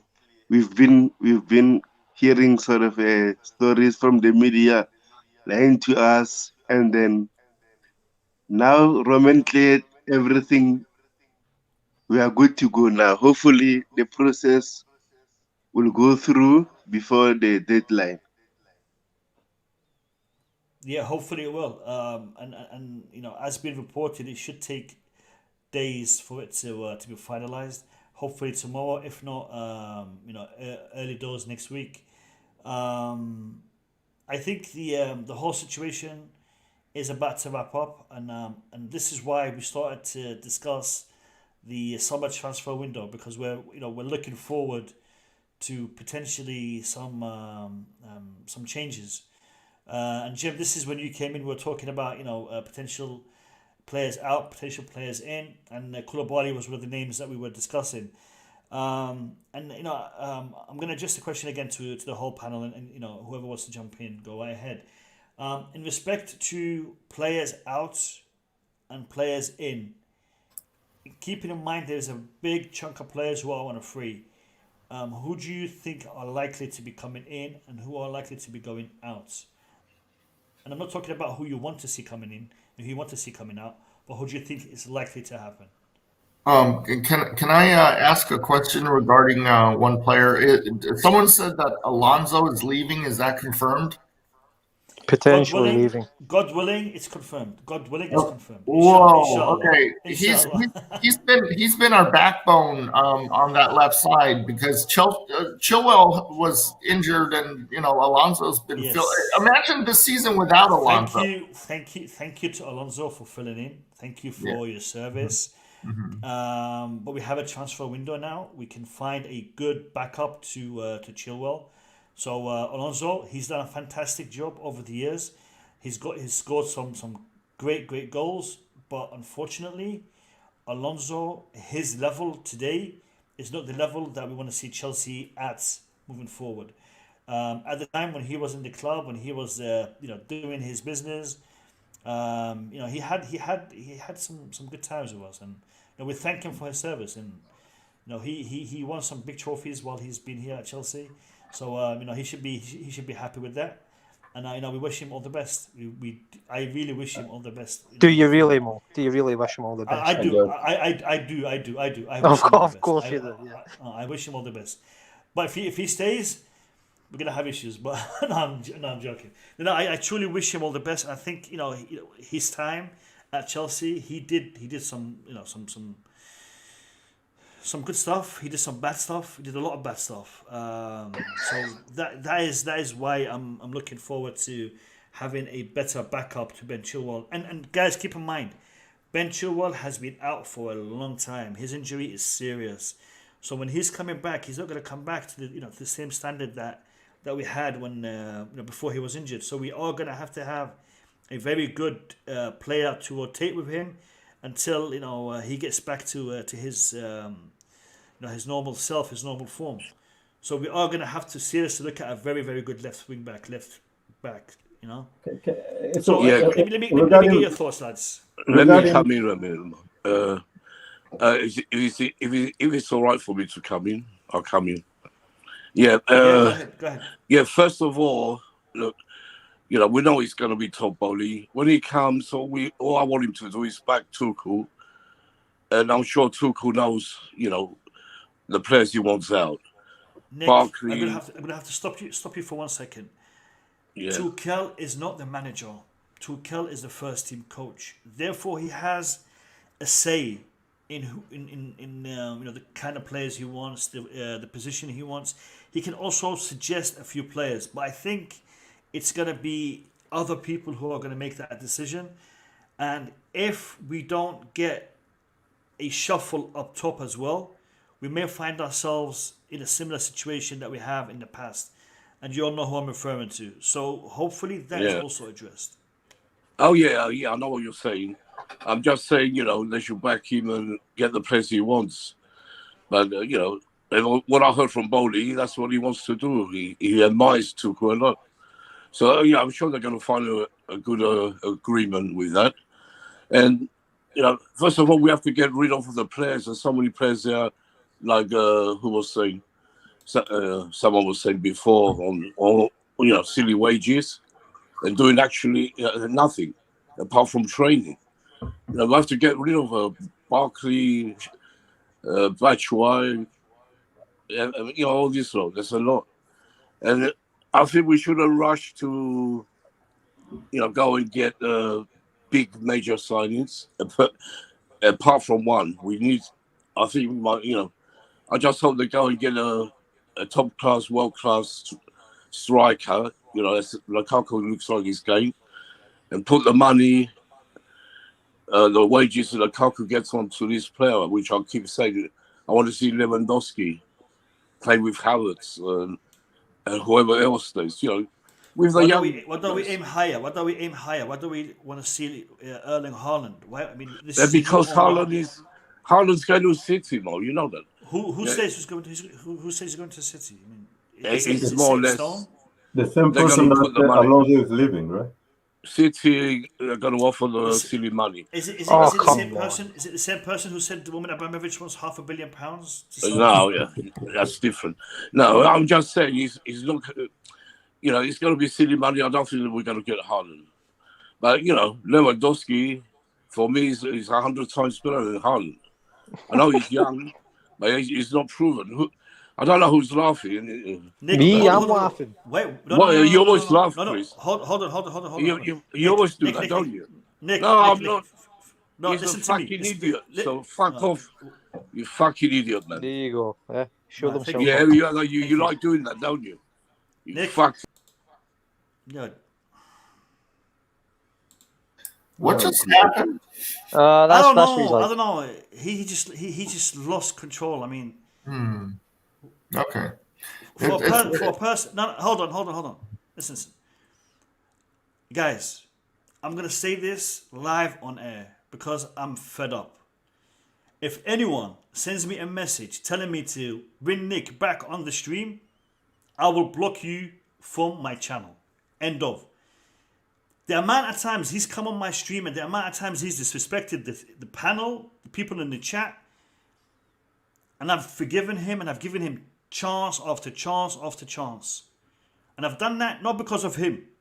I've done it because of respect for the people who he has spoken to and asked to mediate on his behalf. This person does not deserve to be on this show, but I've allowed him time and time again for people on this panel.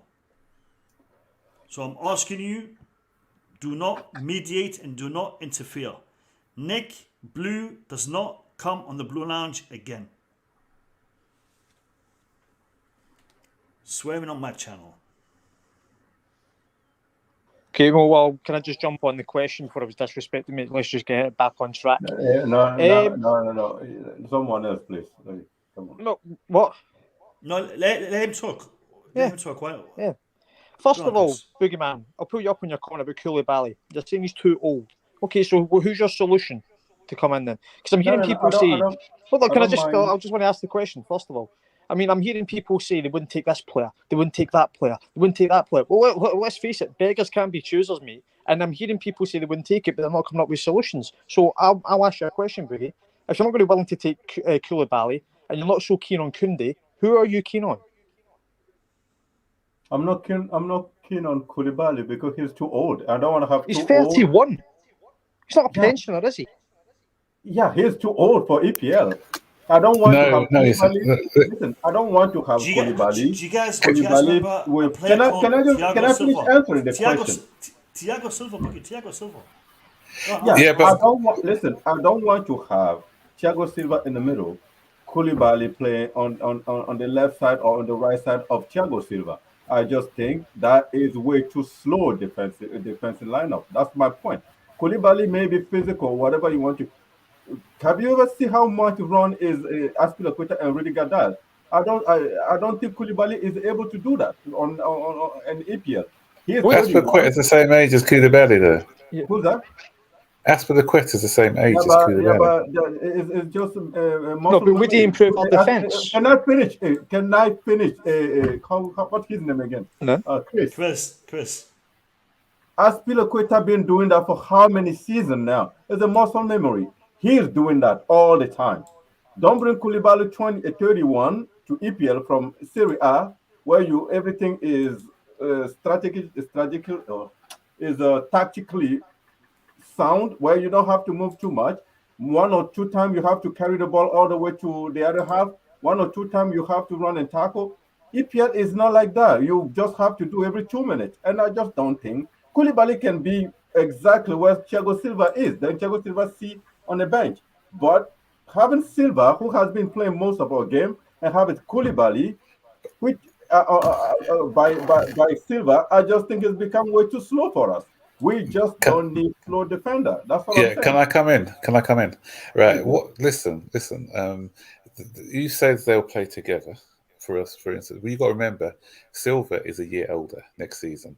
He's slowing down. So we need some experience in the team. We've, as I said, especially if Aspilicueta goes, if Rudiger goes, we need experience in the side, because if you look, we're thinking of bringing in Jules Koundé is 22. You know, we're talking about bringing back Colwill, who's a young defender. We're talking about Shalabar, who's a young defender.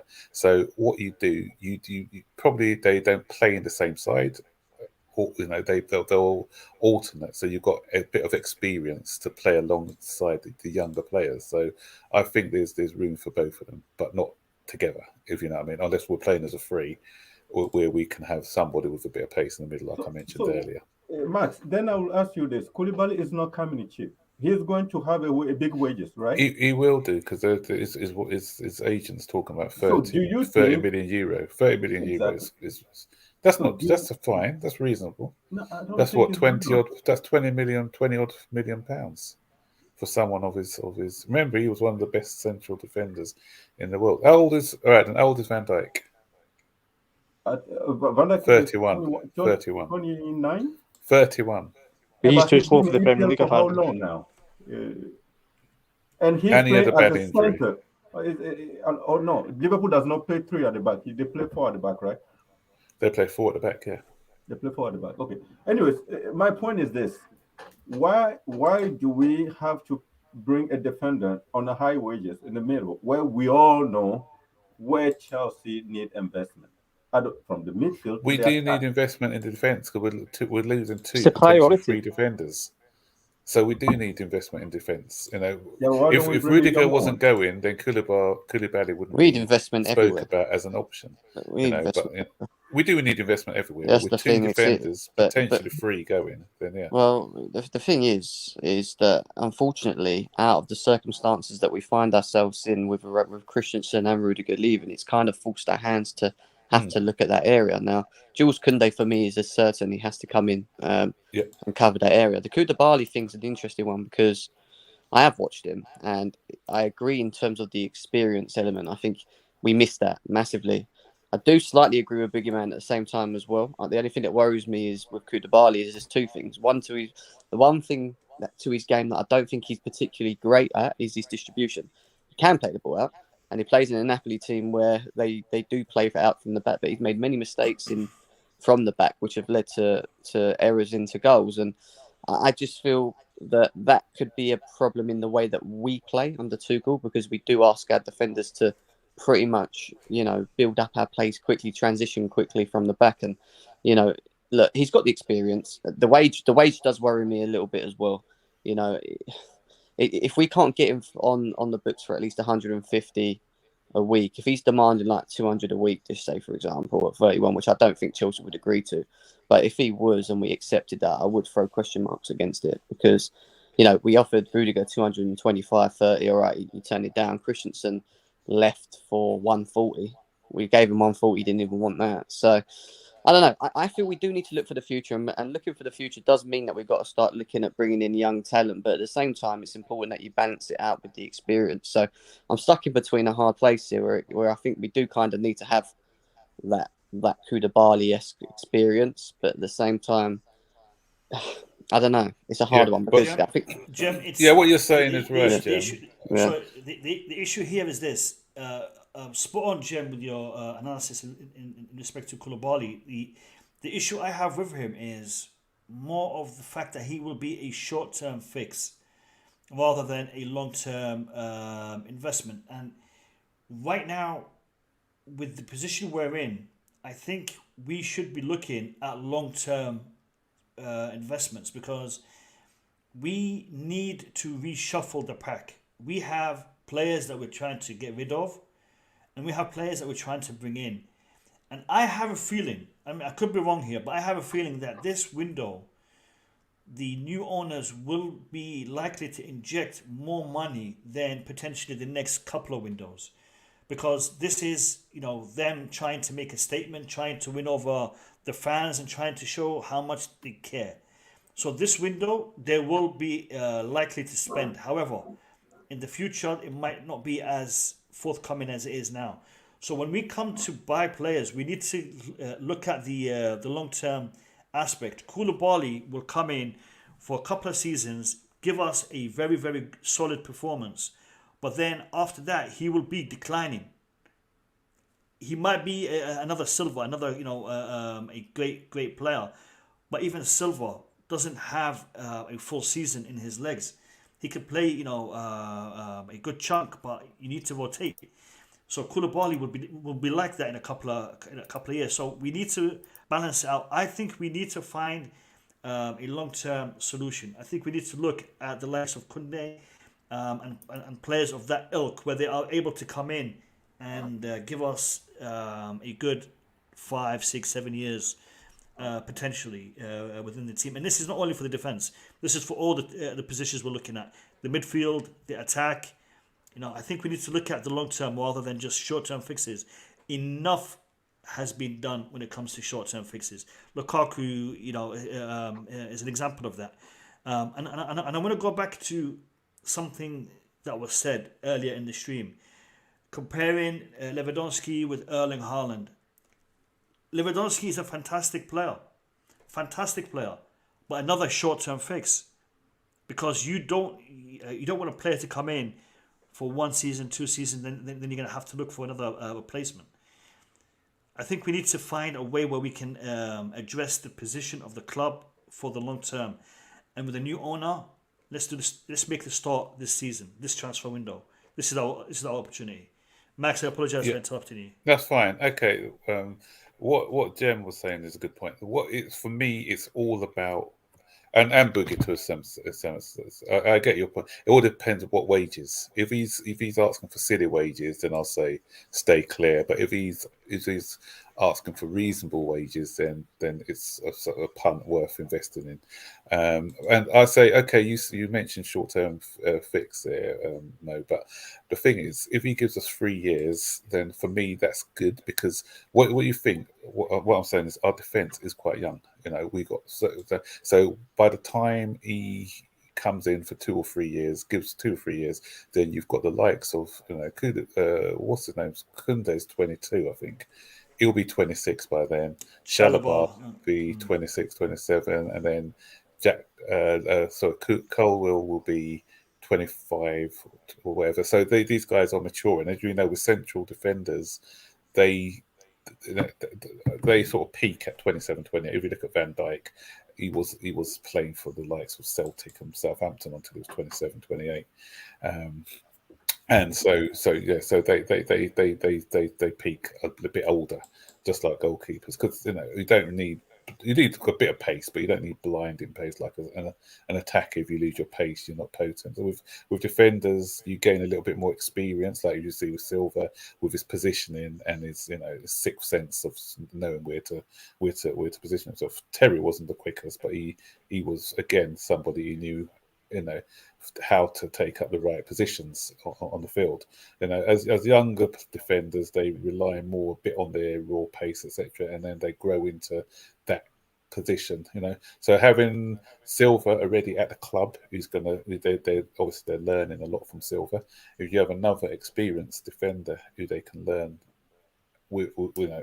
from as well, then as I said, they are ready to take. Max, you know what you're saying, spot on, yeah. But you know what the other thing as well we need to understand as Chelsea fans real quickly is that I think we need to understand what our expectations are of our football club for the next couple of seasons. Because for me, I don't feel we're near City or Liverpool at any time soon, and I feel that the rebuild and the structure that we need to have with Tuchel may take at least 2, maybe 3 seasons, depending on how heavy we go in the summer transfer market. But even buying all these players doesn't necessarily mean that in 1 season we're going to win things. And I just think that to be at the levels that the Man Cities are, for example, I'll use, and maybe at Liverpool, because Liverpool, even though they don't sign bundles of players, they sign the right profile players.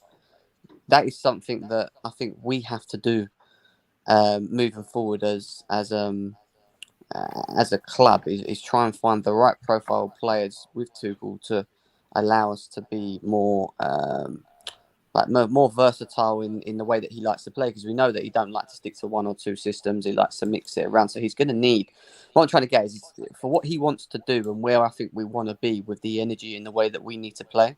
I feel like it's going to take, I feel like it's going to take a while, because we need strength in depth across all positions. We might summer we might strengthen the defence, and we might then get rid of 2 forwards and bring in 1, let's just say, and then add a midfielder.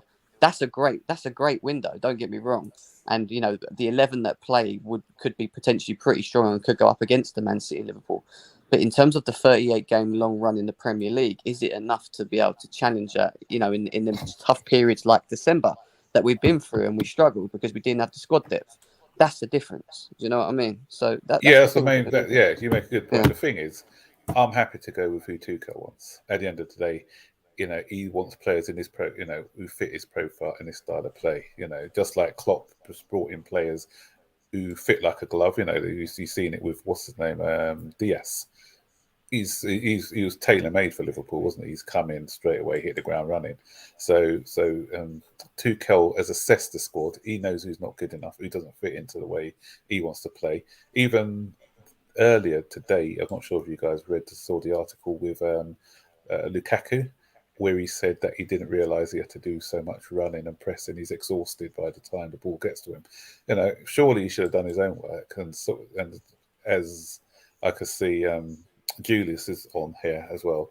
So, and Julius has always said it wasn't a Tuchel signing with that, and this guy, he doesn't press enough, and he's not. That's why he doesn't really fit into the demands of what Tuchel wants from a striker. So hopefully, with the new owners, he'll say, okay, this is the type of profile I want, and with the data analysis that they've got, they'll get in players who can suit his style of play. Lukaku saying he doesn't know he should be running a lot. Is that what I heard? Didn't you see the interview? He said the pressing's taking too much out of him, apparently. Pressing. Yeah, he didn't think he'd have to press that much as a striker. He doesn't even he thought press. that defenders would walk out of his way and say to him, "Please come on in, take a shot." Do you know what Chelsea does? If you ever see Lukaku pressing, that's why he never pressed. Yeah. So what is he talking about? I wanted to say something. This stream was supposed to be an hour, but then Boogeyman came on the hour mark, so I said, I'll go for half an hour. And then Max came in, and then other people came in, and then I said I'll do 2 hours, and then Jim comes in. I'm like, I'll do 2.5 hours. Now Couch and Julius comes in, so I'm gonna do 3 hours. Anybody else comes in, I'm not letting you on the screen, man. I'm just saying. Big up to Couch Critic, big up to Julius. How you guys doing? Big up, fellas. What's up? Good. We're good. How you doing? Hello, Canadians. Hey, Dennis. How you doing, man? You good? Good, man. I had to jump on just because the topic was just too juicy. Koulibaly, Lewandowski, like that was making me moist in areas where I don't want to speak of right now. This is a child-friendly. So you got moist and you come on here. What kind of shit's that? I'm saying, man. Come on, man. Leave me alone. Let me do my thing, Jen. Come on. Couch. Blue Lounge, not Blue Movie. Blue Lounge, not Blue Movie. Yeah, there's a difference. man. No, on the real though. Like I was like seriously looking at that, and I was thinking like, I don't see where either of them would be a bad choice for Chelsea. In particular, Koulibaly. You put a boss like Koulibaly next to Silva next year, and then he's part of the succession plan for the youth coming in as well. Guys, that like defenders don't get really to their prime until about 33. Finances. Look. I think Jim. You're worried about finances? I'm saying we need to get this guy to come in, but with the right finances. We need to get him to agree to a reasonable contract. Yeah, no doubt. But what exactly? We don't know anything about what his contract demands are or anything of the sort. What I'm saying is, ideal scenario: this guy on a 1 year deal. This guy coming in with 1 year left on his deal. The money that's being talked about for his actual transfer fee, that's attainable for a club like Chelsea. And like for a guy of his quality, I mean, we can do much worse on the transfer market. And that's not to say that I don't think that we should also be pursuing somebody like Jules Koundé. I think that that's also part of the plans as well. We need 2 defenders, really. We need 2, just so we don't like basically excel the maturation process of the young players that we have. I heard people were talking about Colwell playing next year. I'm like, really? The guy just played in the championship. Like, you think that he's ready for the top level of European football right now? I don't know about that. It could be the third choice, though, Couch. It could be the third choice because even though maybe not. I don't know. I'm not going to lie to you, Jim. I have not watched him play in the championship, but from what I know. And I probably said the same thing about Chalobah last year, to be honest. So I have to say that with a grain of salt. But I'm not at the point where I'm willing to, take a risk like that when I know that we can have Jules Koundé, Koulibaly, Silva, and then the pieces in behind them. I'm just saying, like, if that's a possibility, that should be explored. I agree. This is the last person I'm going to add to the stream. Nobody else. This is the last person. Go ahead, Jim. Yeah, no, I was just going to say as well with Lewandowski, his quality speaks for itself. And again, like him coming into a squad like Chelsea, the talismanic figure that he can be, the leadership, he again slows the maturation process of the likes of some of the strikers that we're looking at. You know, what I mean, he becomes an umbrella system for the likes of Broha and anyone else that we're coming in on. Like he doesn't necessarily have to be phenomenal for the next 5-6 years. He just got to be phenomenal for the next 2-3 years, where we can naturally, introduce another sort of like younger target that can come in and lead the line for us. But I don't know, guys. I think that that's the way to go because we need leaders on the pitch. We need proper elite pedigree. We can't just be going for these like middling targets anymore. We have to get proper elite pedigree, and then allow for the maturation process of our younger players to come Couch, through. you're making it sound like with all these elite pedigree, you want us to challenge next season. Bro, I want to challenge every season, man. Every season. Hold on, Couch. I want to say big up to DJ Sav. DJ Sav, welcome to the stream. Hey, How big are up, ya? guys. You What's good? going on? All good, long guys. All time, good. man. Good. Good time. I know it's been time, How are you guys. doing? It's been a minute. Not bad, bro. What's happening, Dennis? You all right? Yeah, man. I wanna just say something to Jim. Jim, look at me. You said about us challenging next season. Now, I know what we've gone through. We are less likely to be challenging for the title next season. However, it isn't something that should be counted out for us as a club. We were in a very strong position in November. We had two big injuries. We had COVID come in and do its dirty work when it came to our squad, and also the Premier League didn't allow us to reschedule a couple of games that they did allow other clubs to do. So it put us in a very, very bad position. We also had a lot of fixtures, a congested season. We are going to potentially upgrade the squad next season. Potentially upgrade it. Now, I know we're going to lose Rudiger, who has been a crucial part of the squad. But we're also going to bring in some players. We are going to lose some players. I think we, as a squad, should not count ourselves out from challenging for the title. Will it be achievable? I'll say it'll be very difficult for us to achieve next season. But I think we should not count ourselves out. I think we should go in there with the mindset we can win the Premier League. We should be going for the Premier League. And if not next season, then in the season after that. That's the way we've always approached our seasons. And I think we should not let this thing that's happening to us now take that passion away from us as a fan base. So I just wanted to say that. I agree with you if Rudiger was not leaving. Rudiger is what 40% of our team performance. It's clear for me that if we lose Rudiger, that this talk about being top full, man, you better bring some top quality defender to replace that Rudiger position, or we will be in a deep like Koulibaly. No, Koulibaly is not fast. It's too slow for me, man. And Koulibaly, what exactly Koulibaly is going to teach our youngster? People keep saying Koulibaly will be used as a mentor for our young defender. That guy, that's his first season in EPL. What exactly that guy's going to teach our youngster? Thiago Silva's it was Silva's first season as well. It was a natural progression program when you go from Thiago Silva to Koulibaly. I just can't believe people comparing Silva and Koulibaly. I don't think that Koulibaly comes in and becomes elite all of a sudden, but he has Thiago Silva as his umbrella system as well, and that guy's still elite. We can't argue that. Let me bring in Julius. Thanks, Mo. I actually I came in specifically to say what you mentioned about Jim's comment, because it triggered me, man, what he said. I'm sorry. I cannot accept reality and say we're not going to win a title for the next 2 years. Nonsense. My standards are not going to be lowered, or we're going to be like Arsenal, and I will not allow that. We should keep the pressure on the club. The club cannot feel that, okay, we're in top 4, we can still play in Champions League, and if we win a trophy, it's a bonus. If not, all good. We can't have this mindset. It's very dangerous. Regarding, can I explain that really quickly, because I think yes. you're all missing what I'm trying to get at here.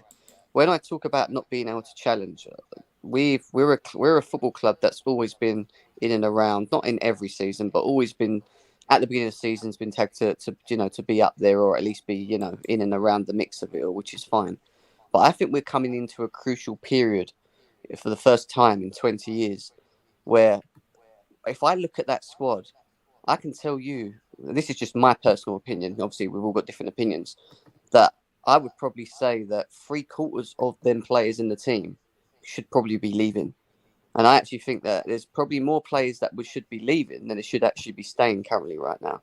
I don't think under this manager and the way that he wants to play, that these specific players that we currently call squad depth are good enough to help us get through a 38-game season. Now, if we go into the transfer market and bring a defender like Koulibaly, Lewandowski comes up front, we bring in we bring in a midfielder, that's cool. But then we haven't addressed our wing backs. And this is my thing. Like, there is so many areas across the team that I feel we need to improve. Not that so that we can't, like our first 11 could be great, and we could beat Man City, Liverpool, and all that. That's fine. But when we're playing 50 games a season, and you're relying on personnel to come in and provide the same level of performance as the first team does, your first main 11 do, that's where we fall short. Look at what Man City do very well when they mix around the players that come in. And players that they bring in are adaptable to different types of ways that Pep's plays, if they come in, they kind of keep the same level. Look at what, for example, what Liverpool done with Diaz. Diaz comes in, and the guy himself is not only, at the level that they need to, but he's actually added to their qualities. He's made them a better team. Do you know what I mean? Like, we can have a great summer transfer window and we can bring in all these great players. I just worry about the rotation element of it. And that's why I say doing it in one season, maybe even 2, may be hard. We could do it in 2, depending on how aggressive we are. And we won't know that until we see this summer window. But I just feel that we need quite a lot to address. That's what I'm trying to get at.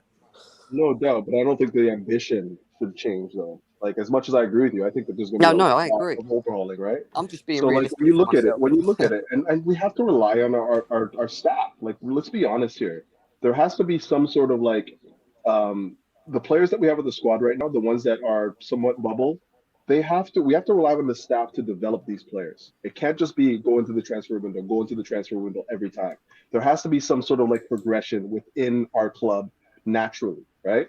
So with that, and then also with the idea that we can sell to buy or whatever, sell off some of these players that don't necessarily fit the style of football that we want to play, and bringing somebody that's maybe not the elite of the elite, but maybe somebody that fits the mold of what Tuchel wants. That's a completely different situation. It's not like we're always going to the cherry tree to say, like, I need this, I need this, I need this. It's I need this specific type of player. Like how when Conte came in, he's like, okay, I need Alonso, I need Luis, I need whatever. Like, obviously we got Conte as well. Like, those are the types of targets that may not be the elite of the elite that come in and fit a specific style of football that I think we can go after. Maybe not right away, but certainly within the next 2-3 windows. And if we continue to do that, and we just continually cultivating the same sort of football that Tuchel wants, I think it will be fine in a couple of years. But I'm not saying that the ambition should be to just be complacent with where we are right now. We have to be thinking about the title every year. Every year. I wanna let Julius finish his point. Iman said that he interrupted you, so I'm bringing it back to you, Julius. The chat is looking after you. I'm not looking after you, but the chat is looking after you. Yeah. So no, it's not that I'm debating Jim. He has made valid points. I just want to make sure as a fan base, because we're not gonna have Roman Abramovich anymore, and we don't know how the new owners are gonna look like. We have to keep them under pressure because, as Crouch said very, very well, we have to think of the title every year. I don't care if it's realistic or not. When we won the Champions League in 2012, it wasn't realistic. When we won Champions League, even last season, it wasn't realistic. So it is what it is. And you know what? Under Conte, when we won the league under Conte, I did not see that coming at all. He took us from 10th to Premier League champions, and the fans were at the time saying half the squad should go. They're not good enough. So I think we can still win the league with a smart transfer window. Two players that can be, we can buy two players, and that could change the whole season if those players are bought in a smart way, based on, let's say, what Tuchel wants, or based on, I don't know, tactics, the data, whatever it is. So that's my point. Julius, I want to ask a question, and I want you to give me your response before I'll open it to everyone else. We saw Man City and their performance in the Champions League and the way they exited to Real Madrid. We saw Man City last season when we beat them in the final. Man City are a very strong team. Great squad, well funded, great coach. One of the best in the world. Yet they can't win the Champions League. This is a clear indicator that some teams are built for club competitions and some teams are built for a league competition. Because Man City could literally walk or could end this season, in a very, very bad position. So, do you guys think that we are underestimating Chelsea? Are we giving too much respect to Manchester City? Or is it just because of the way things have, using the term, the cards that we've been dealt? This season we were dealt bad cards. But when it comes to the strength of the squad, the strength of the team, we could have won the Premier League. But things just didn't go our way. It wasn't the fact that Man City are a better team than Chelsea. It's because Man City had a little bit more luck.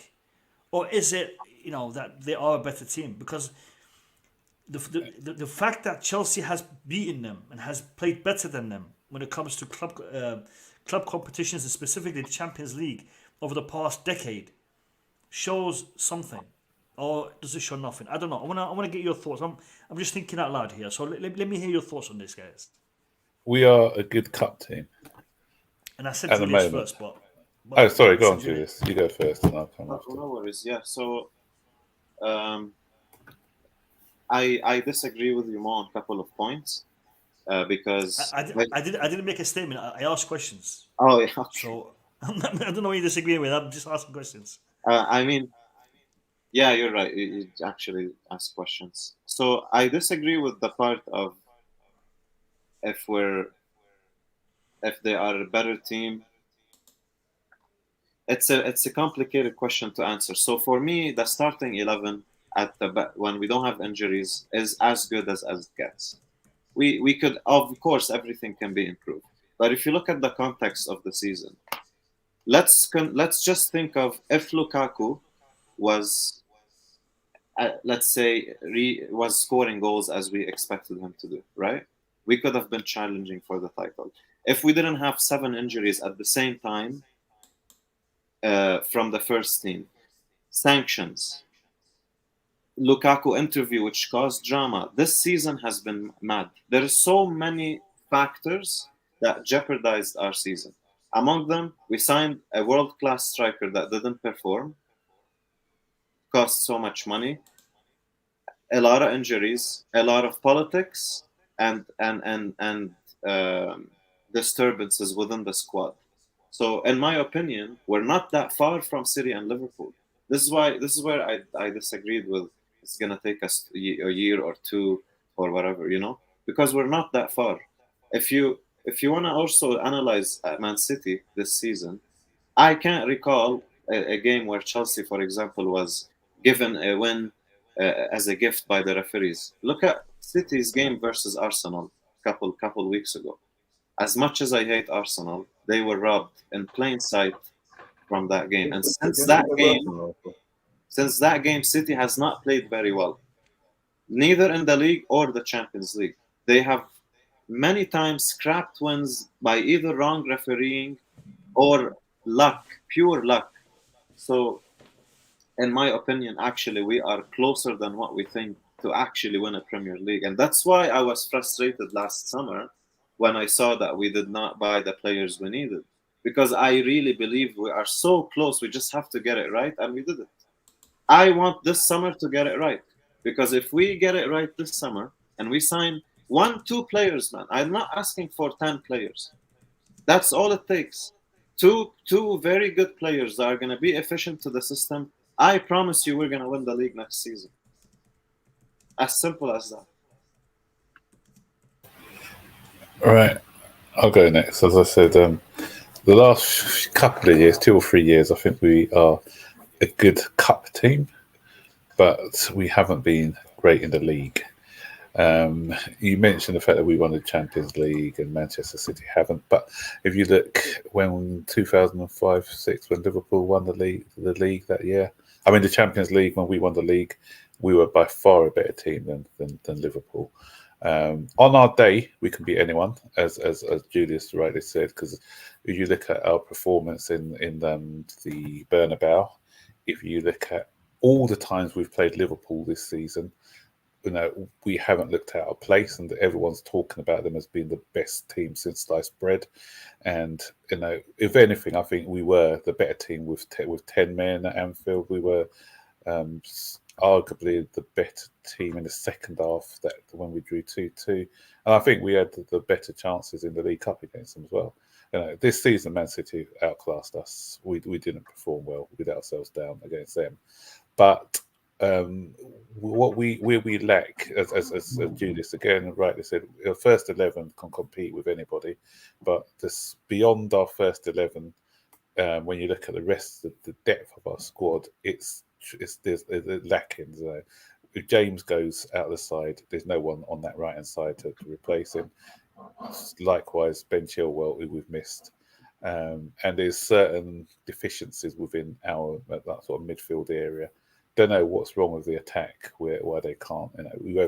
Whatever combination we get, we haven't got anybody who's going to be scoring you 15 plus goals in that attack per a season.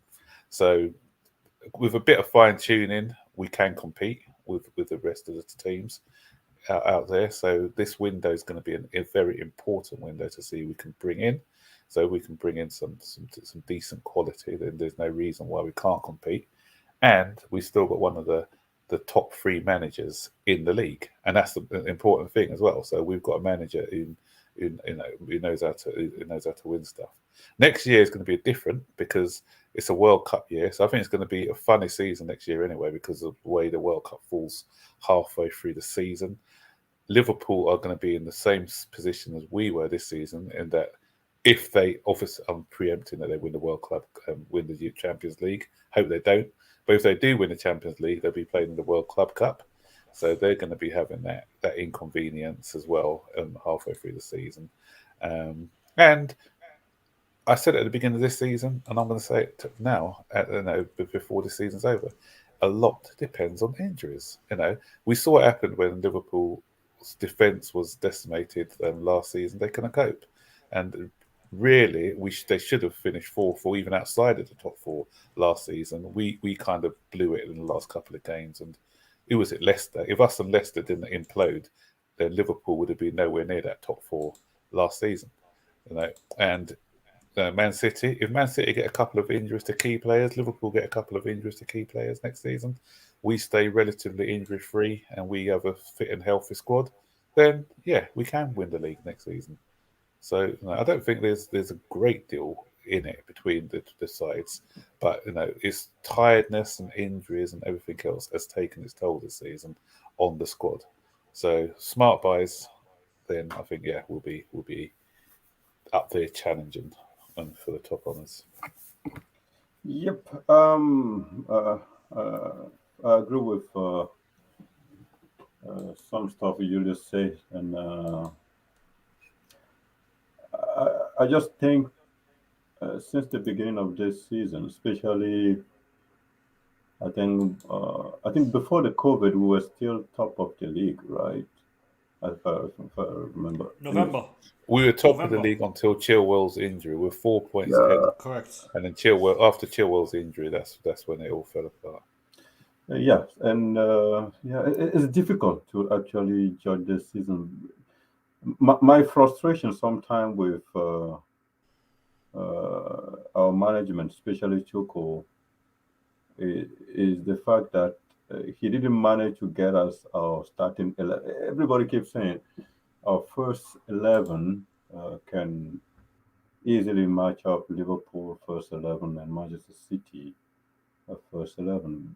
But I remember that up till sometime in February or something, Tuchel has not defined where or who is in his first 11. All the Hosnodoi, Pulisic, Havertz, Mount, the midfield, win back. Of course, Chilwell was injured at one point. But the department where we need consistency, which is our attack, we just don't have those three persons.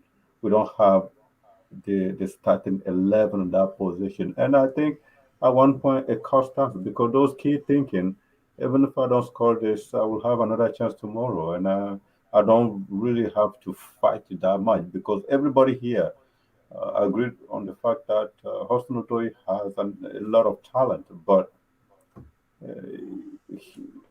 for some reason he hasn't shown any. Pulisic, amazing talent, hasn't shown any. I just feel like when you get in free bread, you don't fight anymore.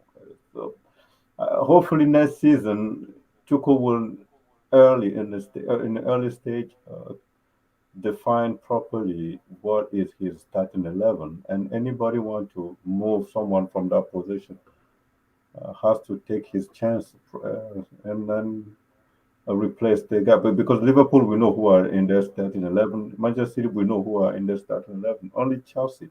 And the way Tuchel shuffle the entire team, I didn't like it. I mean, that's his first season, but I don't.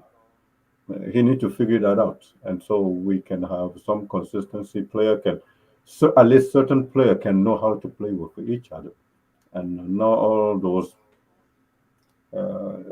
Okay, so when it comes to the injuries, the COVID situation, uh, yeah, there's no more to say. It damaged our run.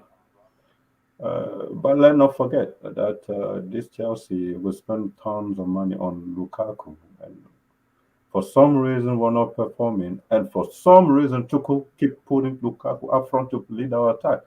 For more than third of our game, Lukaku was starting an attack, and we can see there is no chemistry between him and any. And Lukaku now coming out and saying, "Yes, I can handle this pressing game." Like for some reason, I think Tuchel and Lukaku will have set and say, can you do it? No, I can't. So can you just come in and give me 60 good minutes and go sit?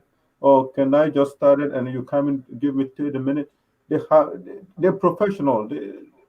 They're adults. Why can't they just make it clear to each other instead of trying to force someone that know he cannot do it to do something he can't? That's also I put it on Tuchel. Tuchel has to be the bigger man and just have a clear conversation with Lukaku and use them how Lukaku will have to be used so we can at least take something out of it. Because all this thing I'm hearing, man, no, he can't. So what do you want him to do? And also at the end of the season, we are out of the Champions League. We're out of the Champions League. I feel like there's a mistake that was made by Tuchel also. So listen, it's a messy season, and are we good as Liverpool and Manchester City? I think we are Boogie, not. Boogie, And the season could what's up? finish with this season could finish with Chelsea winning the Super Cup, the World Club Cup, and the FA Cup. Could win the FA Cup, and Man City could finish the season in second place.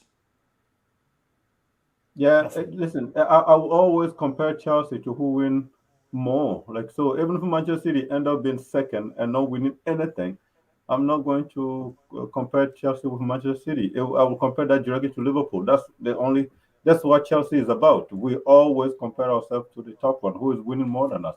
So for me, this No, season, the question is, Boogie, are we really that far off Man City? yeah, That's what I'm trying to ask. yeah, quality wise, yeah, I think quality wise, they're way better than us. They are. We played twice with them, and the way I love football, I think the way I do my analysis when I'm watching football, I don't think we're anywhere close to City.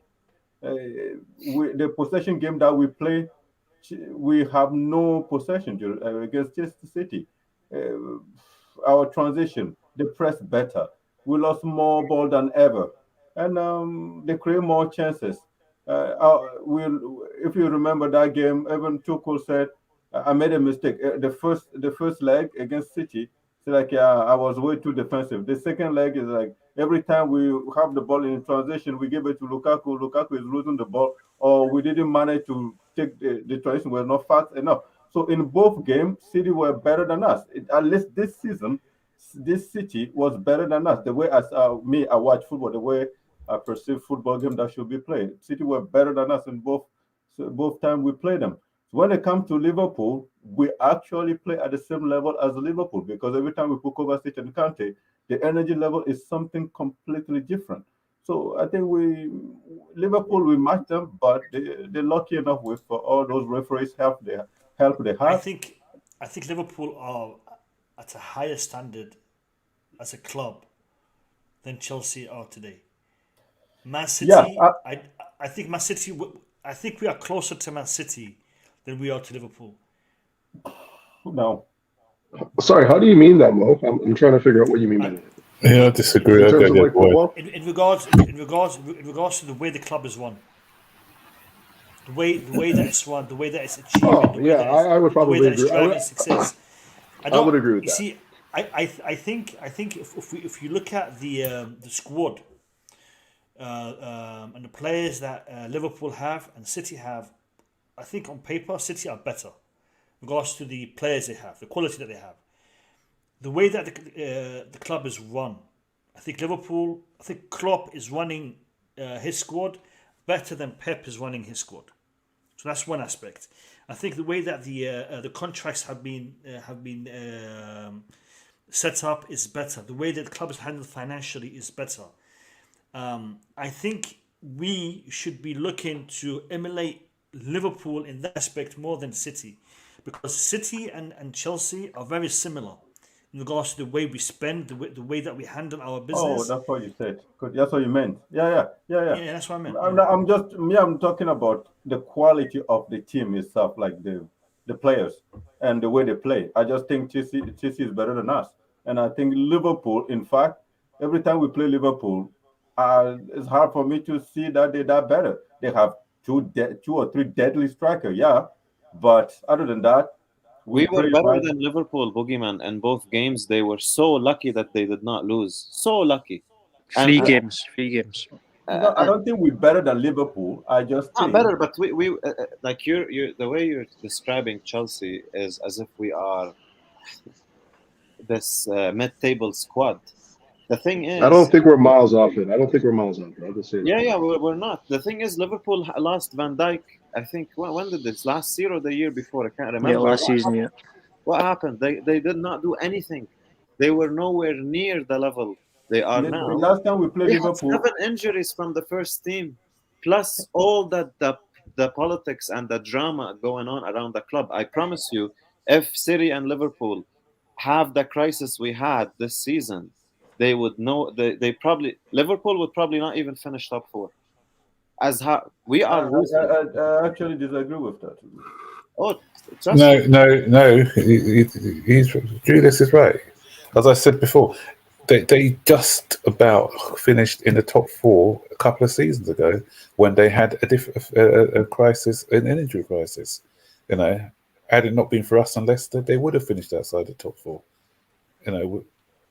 And if we City lose 5 or 6 players, okay, they've got a good squad, but I still don't think they'll finish in the top 2 if they lost as many players. If they went through what we went through this season, it's a lot. It is a lot. Everything, the COVID situation, the club, what's going on around the club, psychologically and physically, it's had a big impact on us. Max, I truly believe, there? If we didn't have those issues, we would be challenging for the title right now. Of course we would be. Yeah. No doubt about it at all. For me, we are the 3rd best club in the UK. For me, and of course we will be there. And what I keep saying is, people say if we did not have COVID and all those things, we will be pretty much on top of the league. At the same time, they keep saying, "Oh, Alonso is not good enough. This guy is not good enough. This guy is not good enough. This guy is not good enough." So, if we were to challenge with a minus COVID and minus injury, then actually we have a good players. So why do we have to worry about changing them? I think our starting 11 is right up there with the best of them. I think so. One issue, Boogie. If we had that one game postponed, that we requested, and if we didn't have the Chilwell injury, I have no doubt that right now it'll be a 3-horse race for the title. Just two factors. That even one game with Lukaku underperforming, even with Lukaku underperforming, yeah. I doubt it. The thing is this: every team had at least one game postponed. Every single team at least one game postponed. In the time when the fixtures were so congested, we didn't even get that. Okay, and we had more games than anybody else during that period with the World Club Cup involved as well. Yeah. Did it help? So it didn't help. I know. No, I agree. But what I'm saying is, I don't think we're that far off. No, we're not that far off. Even with Rudiger leaving, even with Christensen leaving, even with the new ownership, I think we are 2-3 players at most away from being back to challenging for the title, Champions League. We got knocked out of the Champions League by a very, very good team in a very, very tough way. We made them work hard. And it was a very, very good game, and it could have gone either way. Our performance was better than the one that Man City put out there yesterday. Fantastic performance. 100% excellent. Fantastic performance. Yeah. Agreed. We have pedigree. City and PSG don't have pedigree. And it's about time, especially UK football fans across like Arsenal, Spurs, United, they need to acknowledge that, because City was a proof yesterday the difference between us and these guys, because people keep putting Chelsea the same bracket as City and PSG, for example, right? Okay, so how come we have European success? We have more UEFA trophies than Manchester United. If Chelsea has no great history and it was irrelevant, well, guess what? It took us 15 years to destroy your European legacy. You're talking about 100+ years old Arsenal. They have one Champions League final appearance. One. That's it. It took us 15 years to surpass that great Arsenal. So it means two things. Either Arsenal is not that big, or we're actually a massive club. As simple as that. And money, by the way, money is not the only factor for success. And this is where Chelsea's pedigree in Europe comes into play, because City and PSG are great example on why money is not the main factor. We spend money, but money is a big factor. There is something special about Chelsea Football Club when it comes to Europe, and people cannot deny it. And you know what? Future we will be winning more trophies in Europe. Trust me. And it's gonna happen when everyone from Man U fans, Arsenal, Liverpool, all these guys, they're gonna have to admit that Chelsea is a proper massive club with a European pedigree and heritage. Listen, I want that, but I like to wait to see what the new owner way of managing is. Listen, like you said, money doesn't buy you always success. For some reason, it does for Chelsea.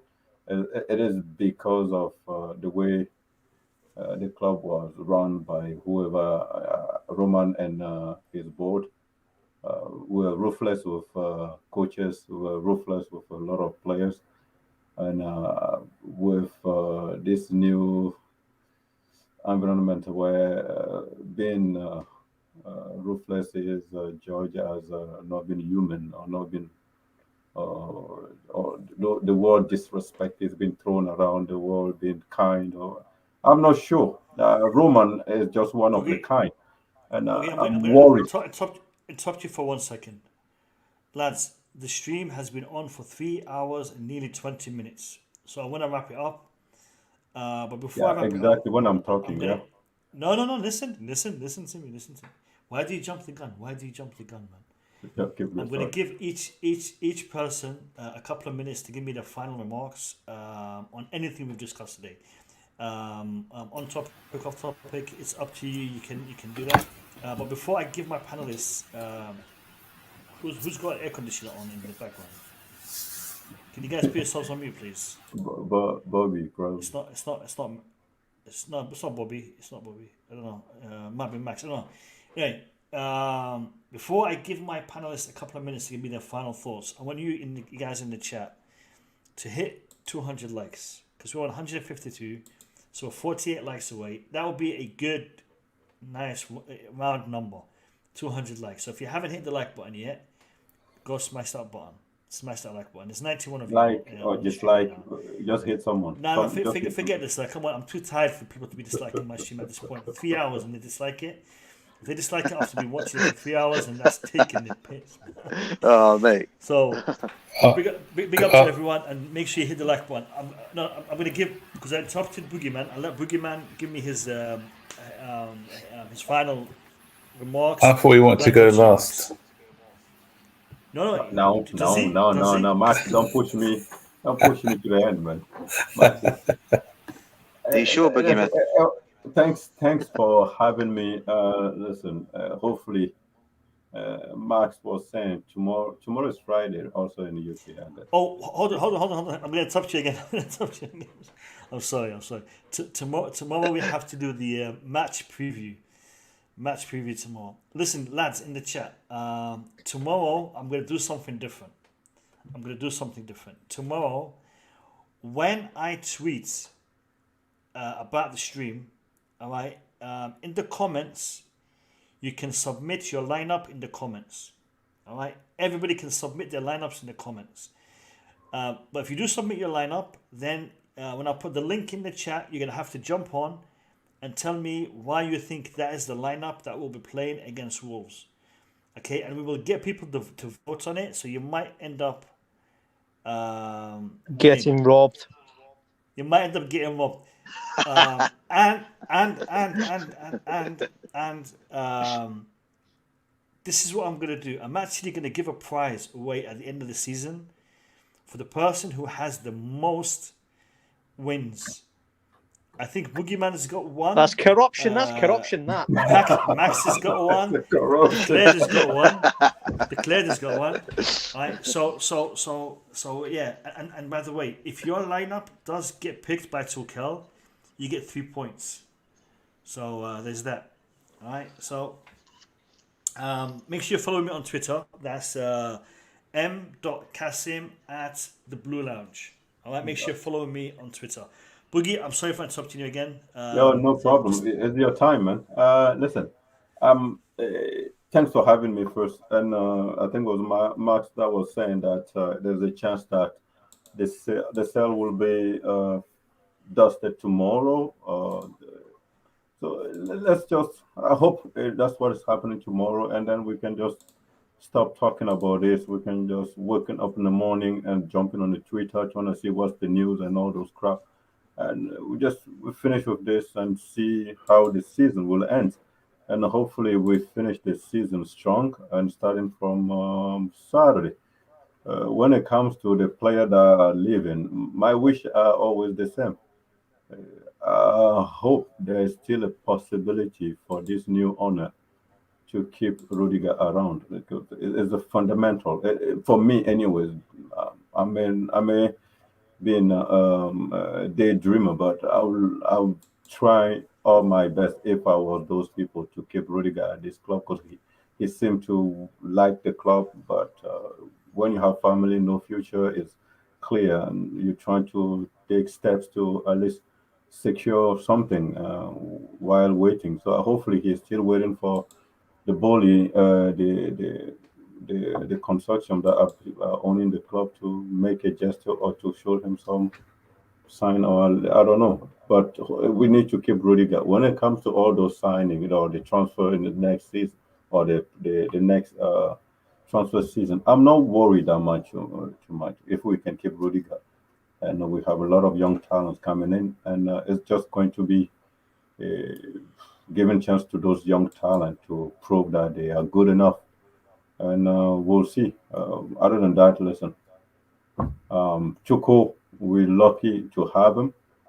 Lately, he has been making too many mistakes, which I find non really, if I can use Tukobo. Like it's not the Tuko that I know at the beginning. The man is just too good and motivation level. But the good thing is we still see even more than half of the team still playing for him. You can see them when every time we're losing a game, they are not happy about it. They talk about it. So nobody get frustrated. Nobody shows a lot of frustration. Even Lukaku also seem to be playing for Tuchel one way or the other. So he still have control over the player. So I will back him.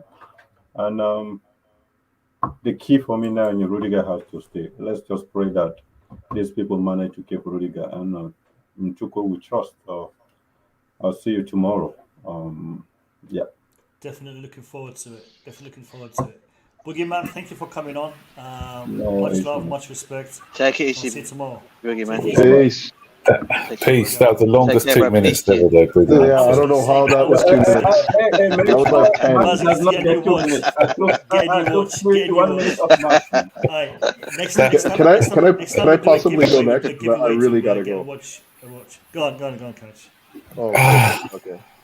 Thank gosh. Okay. I can't believe that Boog- Boogie had like a good 10 minutes there. Max, can we give No, Coach let him 30 go. Let him seconds? go. Let him go. 30 seconds sounds about right, Respect. yeah? 30 seconds, yeah. 30 seconds. Respect. I appreciate it, You have Max. boogie Good style looking. 30 seconds. No, I don't really have much to say because I wasn't really on the stream that much. The only things that I want to reiterate is the fact that first of all, with this new ownership, what we need to do, you mentioned the Liverpool style, you mentioned the Man City style. Chelsea have come from the Man City style, and we're now trying to adopt more the Liverpool style. And what I mean by that is hit rate. Storm. We have to be really efficient in the transfer market right now. We don't have the Exactly. bottomless pit where we can just correct our errors by spending more money. We have to have a serious hit rate, go from like 30% to like 60% even. Well, with our transfer market. So that's kind of what I'm looking for with this new regime. It doesn't necessarily have to be like the world class, like elite level talents. It just got to be hit rate, find the style of football that Tuchel wants to play, and find players that fit that. Aside from that, I still think that Chelsea have the capability to compete on a high level. Like we weren't too far off it this year. Obviously, injuries were a huge factor, and just the turmoil around the club. Like a lot of stuff going on. So for me, I still think Chelsea have the ability to compete at a high level. It's just whether or not we can supplement the starting 11 with the right sorts of players, so we're not burning them out, by December. That's really what we're talking about right now.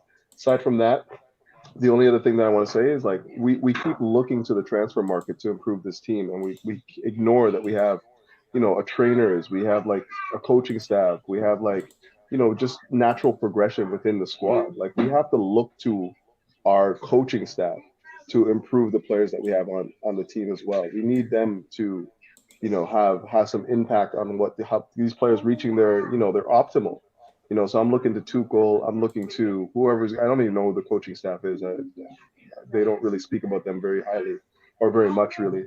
So I'm looking for those guys to improve the likes, of the Sterlings, the Colwells, all these guys that we're thinking are going to come back into the club and potentially provide us with, squad depth. Like we need to focus more on those transfer women providing us with players that we can use in the squad right now, while we also need to use our coaching staff to develop the players that might be able to give us a little bit more squad depth. So that's where I am with it. I don't really have any opinion on the Bowley bid. I think that we'll have to just wait and see.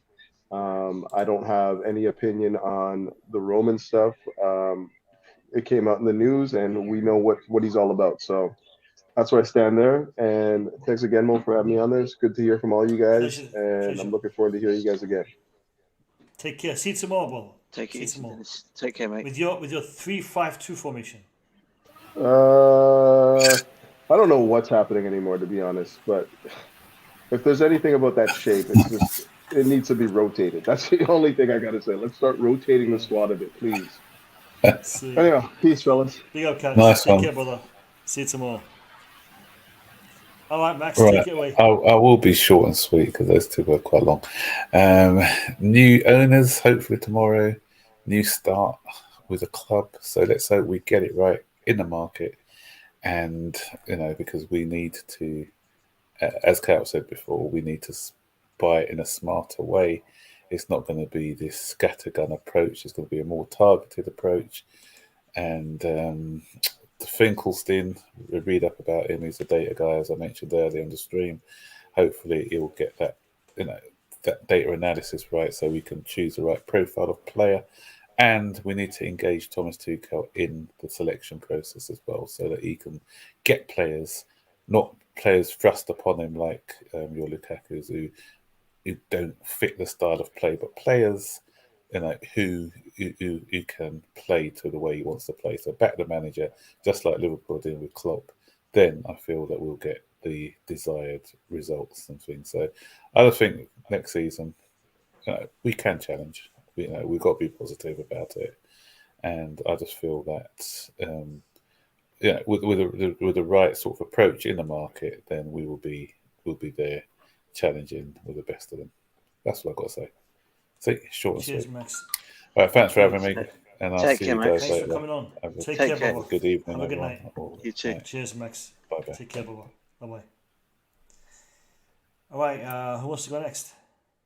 I'll go next. Okay, first of all, I'll keep it short and sweet as well. I won't keep anyone waiting. Look, Todd Bowley, if it's Jim Ratcliffe, if it's Todd Bowley, I just want to see a new owner. The whole thing's dragging on. Finally, it's getting to a close with hopefully Todd Bowley signing that contract tomorrow. The reason why I mentioned Jim Ratcliffe's name, because there's never a normal day with Chelsea. So I would not be surprised if that's Jim Ratcliffe signing that contract, to be honest. But we'll wait and see.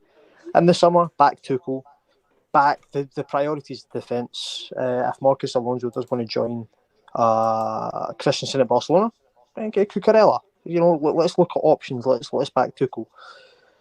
And thirdly, it's good to hear, Mo, that you're bringing back my favourite game, the lineup game. I've been robbed a couple of times, and I don't say that.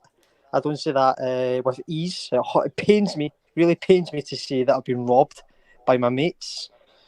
So don't worry, I'll be submitting my lineup. You've been robbed by the people in the chat. I mean, especially yeah, Sam you Ballard. can say that, but there's corruption going on. I can see it from Sam my Ballard can hear me.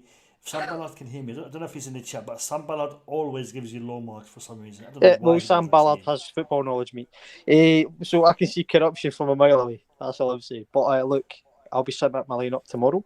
Anyone that's listening, I want to win tomorrow. Okay, I'm sick and tired of getting robbed. Please help him. No, and if anyone is listening, that does give me good votes, just let me know your PayPal, your online banking details, and I'll sort you out. So look, anybody, big up, pleasure to be back on the Blue Lounge. Mo, Julius, DJ, Bobby, Max, Boogeyman. Boy, how many people were in the stream tonight? It's been going on for 3 hours and 30 minutes. I've forgot. I've lost track of what.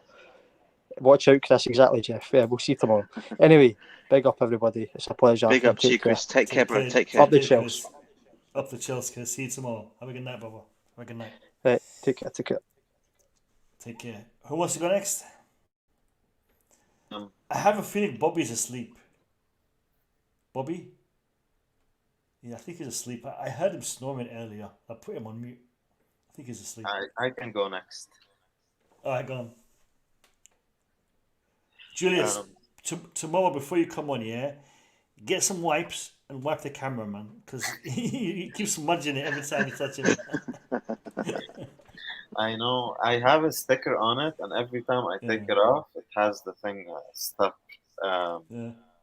So, sorry, by the way, today I actually had no idea there was a stream. So I was by luck. I saw your online. I wasn't gonna stream, but once I saw the statement by Roman Abramovich, I thought I have to talk about it. Yeah, because I was messaging you. It was supposed to be a 1 hour stream, and look where we are. 3.5 hours later, we're still here. I literally messaged you. I didn't know you're online, so I was messaging you about the news about Roman, and then I go on news like, oh, they're online. So yeah, sorry, I'm late. So it's all good. I wanna just briefly mention because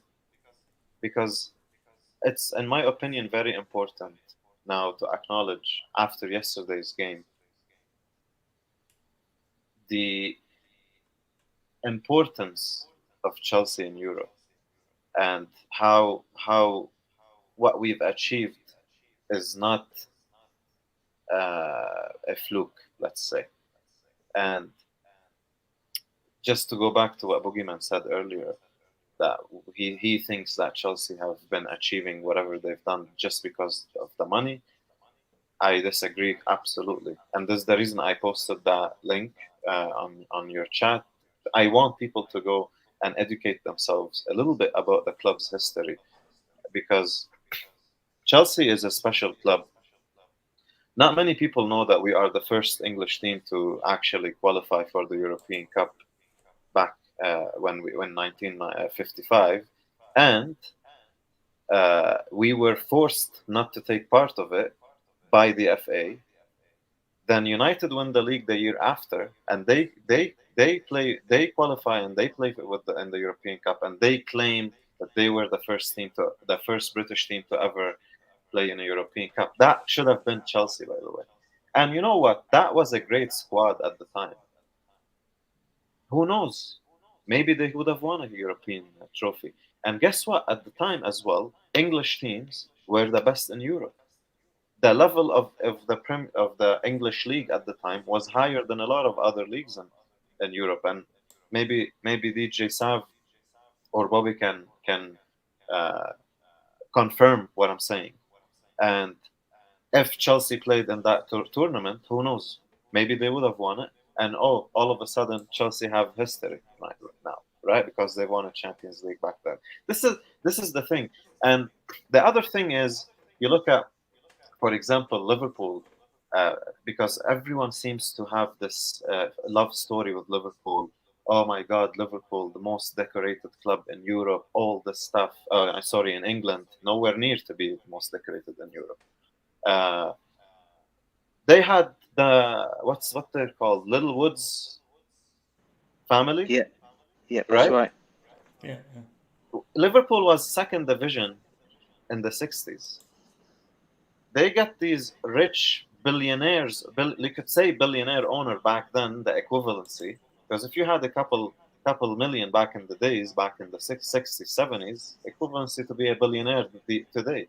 So, and they inject and they buy players left, right, and center, smashing transfer records, and have a lot of their history success in the 80s and 70s, and a lot of their European success, but by rich owners. In fact, richest owners in Europe. Liverpool had the richest owners in Europe at the time. So the reason why this is not talked about is because A lot of the Liverpool fans even don't know about this. A lot of the football fans today don't know about this because there was no social media back then, no TV. People used to buy paper newspaper like the thing and read it, and that's it. Like there was no exposure. Now all of a sudden, when it comes to us, we ruin football, we buy success, we don't have history, we don't have nothing. When Chelsea Football Club was founded in London, the idea of the club was to be the main club in London because it's the most iconic area in London. And Chelsea had huge attendances many times when it comes to in games, like fan attendances. Plus, I want people to read the history of Chelsea in the early 1900s and just watch how unlucky we were with FA Cups, how many finals we've reached, how many times we've bought really good players, superstar players from Newcastle, and we've had even Jimmy Greaves, for example, who came from the academy, right? One of the Chelsea managers at the time, can't remember his name, said if Jimmy Greaves stayed at Chelsea, Chelsea could have won a couple of league titles. He went to Spurs. He played for Spurs later. He played for AC Milan. He's a sick player. Imagine this is what I mean with the people get educated about the club a little bit. These small details could have made us a completely different club in the eyes of many people. Because, for example, if these factors happen, let's say Chelsea played in the European Cup when they were not forced, if they were not forced not to take part of it. If some of the key players at the time stayed at the club, which would have led to us winning a couple of league titles, maybe. Chelsea, all of a sudden, now completely different club in the eyes of many people. So, winning the Winners' Cup, again, DJ Sav, Mo, Bobby, you can confirm that was a massive tournament. A lot of the people, and a lot of the fans today, they don't know that. They think, oh, it's just a Carling Cup level tournament. Winners' Cup was huge. So this is what I mean. Chelsea has heritage, and Chelsea has the DNA of winning. And money is not the only factor. Money, we had all the fundamentals, let's say, to be a successful club. Money completed it. We just needed investment, and of course, you need investment. Arsenal, weren't they backed by the Bank of England in their most successful era? Liverpool had the richest owners. So, come on. Arsenal fans, Liverpool fans, Man U fans, go learn about your history. Go learn about the match fixing between Liverpool and Man United. Arsenal, go learn about your bribing the FA to avoid relegation, which a lot of your history that you keep bragging on is built upon. So as soon as you talk to an Arsenal fan, they're like, "Oh, Invincibles." They're like, "Come on." Yeah, people need to educate themselves a little bit, and Chelsea fans as well. Just don't be ashamed of your club's history. I feel Chelsea fans, especially our generation, mine and younger, we're afraid. We're ashamed. We're afraid to actually dig into it because we think that's Roman and that's it. Because that's what people want us to think. That's what the narrative the media is pushing, Julius. Yes. Rubbish that is, mate. But Julius is rubbish. Julius, so, yeah. Julius, thank you for coming on, brother. Hope to see you tomorrow for the match preview. It'll be at the same time. It'll be like 8 o'clock, but we won't stay for 3 hours. It's gonna be 4 hours in a minute. Big up to you, Julius. God. Take care, brother. I'll see you tomorrow. Peace. Have a good night. Peace, Julius. Peace out, bro. Take care, bro. Peace. Take care. All right, we'll go to DJ Sam. I have a feeling Bobby's asleep. Bobby, if you're awake, let me know. Because I got and Bobby's not there. DJ Saf, take it away, brother. Let me hear your final thoughts. Cheers, bro. First of all, hope you're well. Hope you're keeping well yourself, mate. I'm good. Yeah, listen, everything. Thank you, bro. As always, it's a pleasure being on your show. Everything Julius just said there, I agree 100%. I'm not going to go full on it, but about what you were saying about Liverpool is so true. Back in the days, players like John Barnes, Peter Beardsley, Ronnie Rosenthal, I can go on. They used to go and you think they used to sign a place to win the leagues like Chelsea, like we're getting accused of nowadays. But in terms of our history, I've never been ashamed of our history. Yeah, we won the first title in 19. It was going back 1955. Then obviously we were a cup team back in the days, won all our won the cup trophies and everything. But we still done things before Roman came, and a lot of people don't know that. They just seem to think our history began in 2004, which is a load of utter rubbish. All right, but listen, going back to the whole Chelsea, what we've been talking about, this whole news of Roman yesterday, utter nonsense, mate. I'm just glad it's all being pushed aside now. Todd Bowley now tomorrow hopefully will be signing his first contract, and we can move on from that, mate. And hopefully this will put the players' minds at ease, and we can get this win against Wolves on Saturday because it's vital. Yeah, spot on. And the key about the whole statement is debunking all of the lies that have been fed by the journalists to to the fans, trying 100%. to destroy the legacy of this man who has done so much for Chelsea Football Club, and trying to destroy his legacy in the final hour. And I'm so glad the statement came out. Because it's put a lot of things in perspective. Yeah. It does, mate. It does, and I was just hearing, when they were celebrating it yesterday, when that news first popped up yesterday, and all the fans, the rival fans, Chelsea are dead. I mean, even on Talk Sport this morning or yesterday morning, I won't mention the names who were saying it, but the guys on the 10 o'clock show, the only guy who was actually talking sense about Chelsea was Simon Jordan on that same show. Other than that, the other two that were on there were completely so negative about Chelsea. It was unbelievable. That was obviously the guy who was hosting the show, and then you had Trevor Sinclair as well doing his rubbish as well. So it was all about that, and listen to that, and then this news coming out. I'd love to hear what their reaction is going to be tomorrow. Now, if they're going to be doing that show in the morning again, to see all of it was utter nonsense and rubbish. All we do now is we wait on Todd Bowley. A lot of backtracking. 100%, mate. A lot of backtracking. 100%, bro. 100%. And tomorrow, all I hope now is that with players, now as I said, obviously Tuchel will be doing his press conference tomorrow, and then hopefully the players will be all ready and set for Wolves on Saturday. We need to make Stamford Bridge a fortress again. The players really need to. We need to win the last lot of games that we've got left and finish in that third spot, mate, because Arsenal and Tottenham are not far behind. I still think we'll get the third spot, and we've got an FA Cup final to look forward to as well. So a lot of things still good for Chelsea for the season, mate. It's not all doom and gloom like most people think out there. And I'm talking about non-Chelsea fans, that is. But yeah, mate, I'll be on your show again tomorrow with you. Hopefully, all listening in to the 11 show that.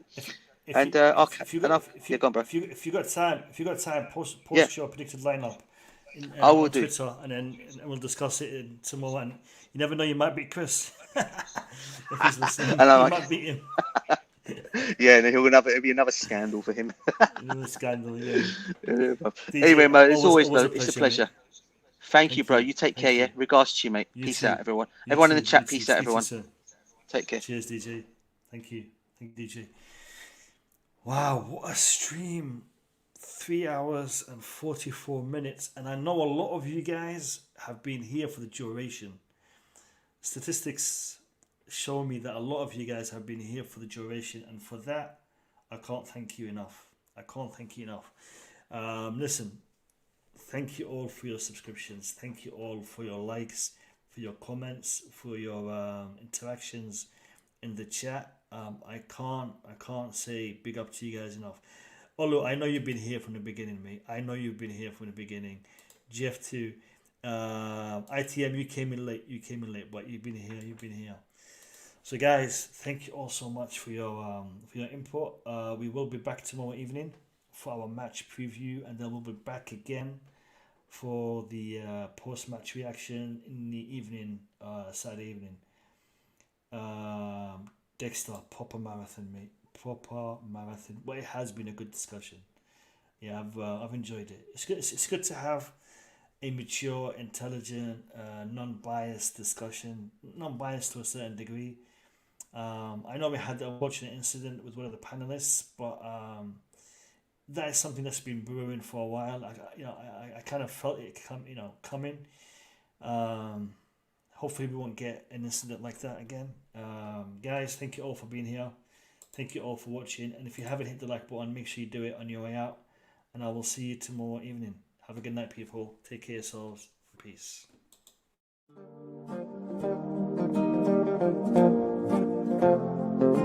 Thank you.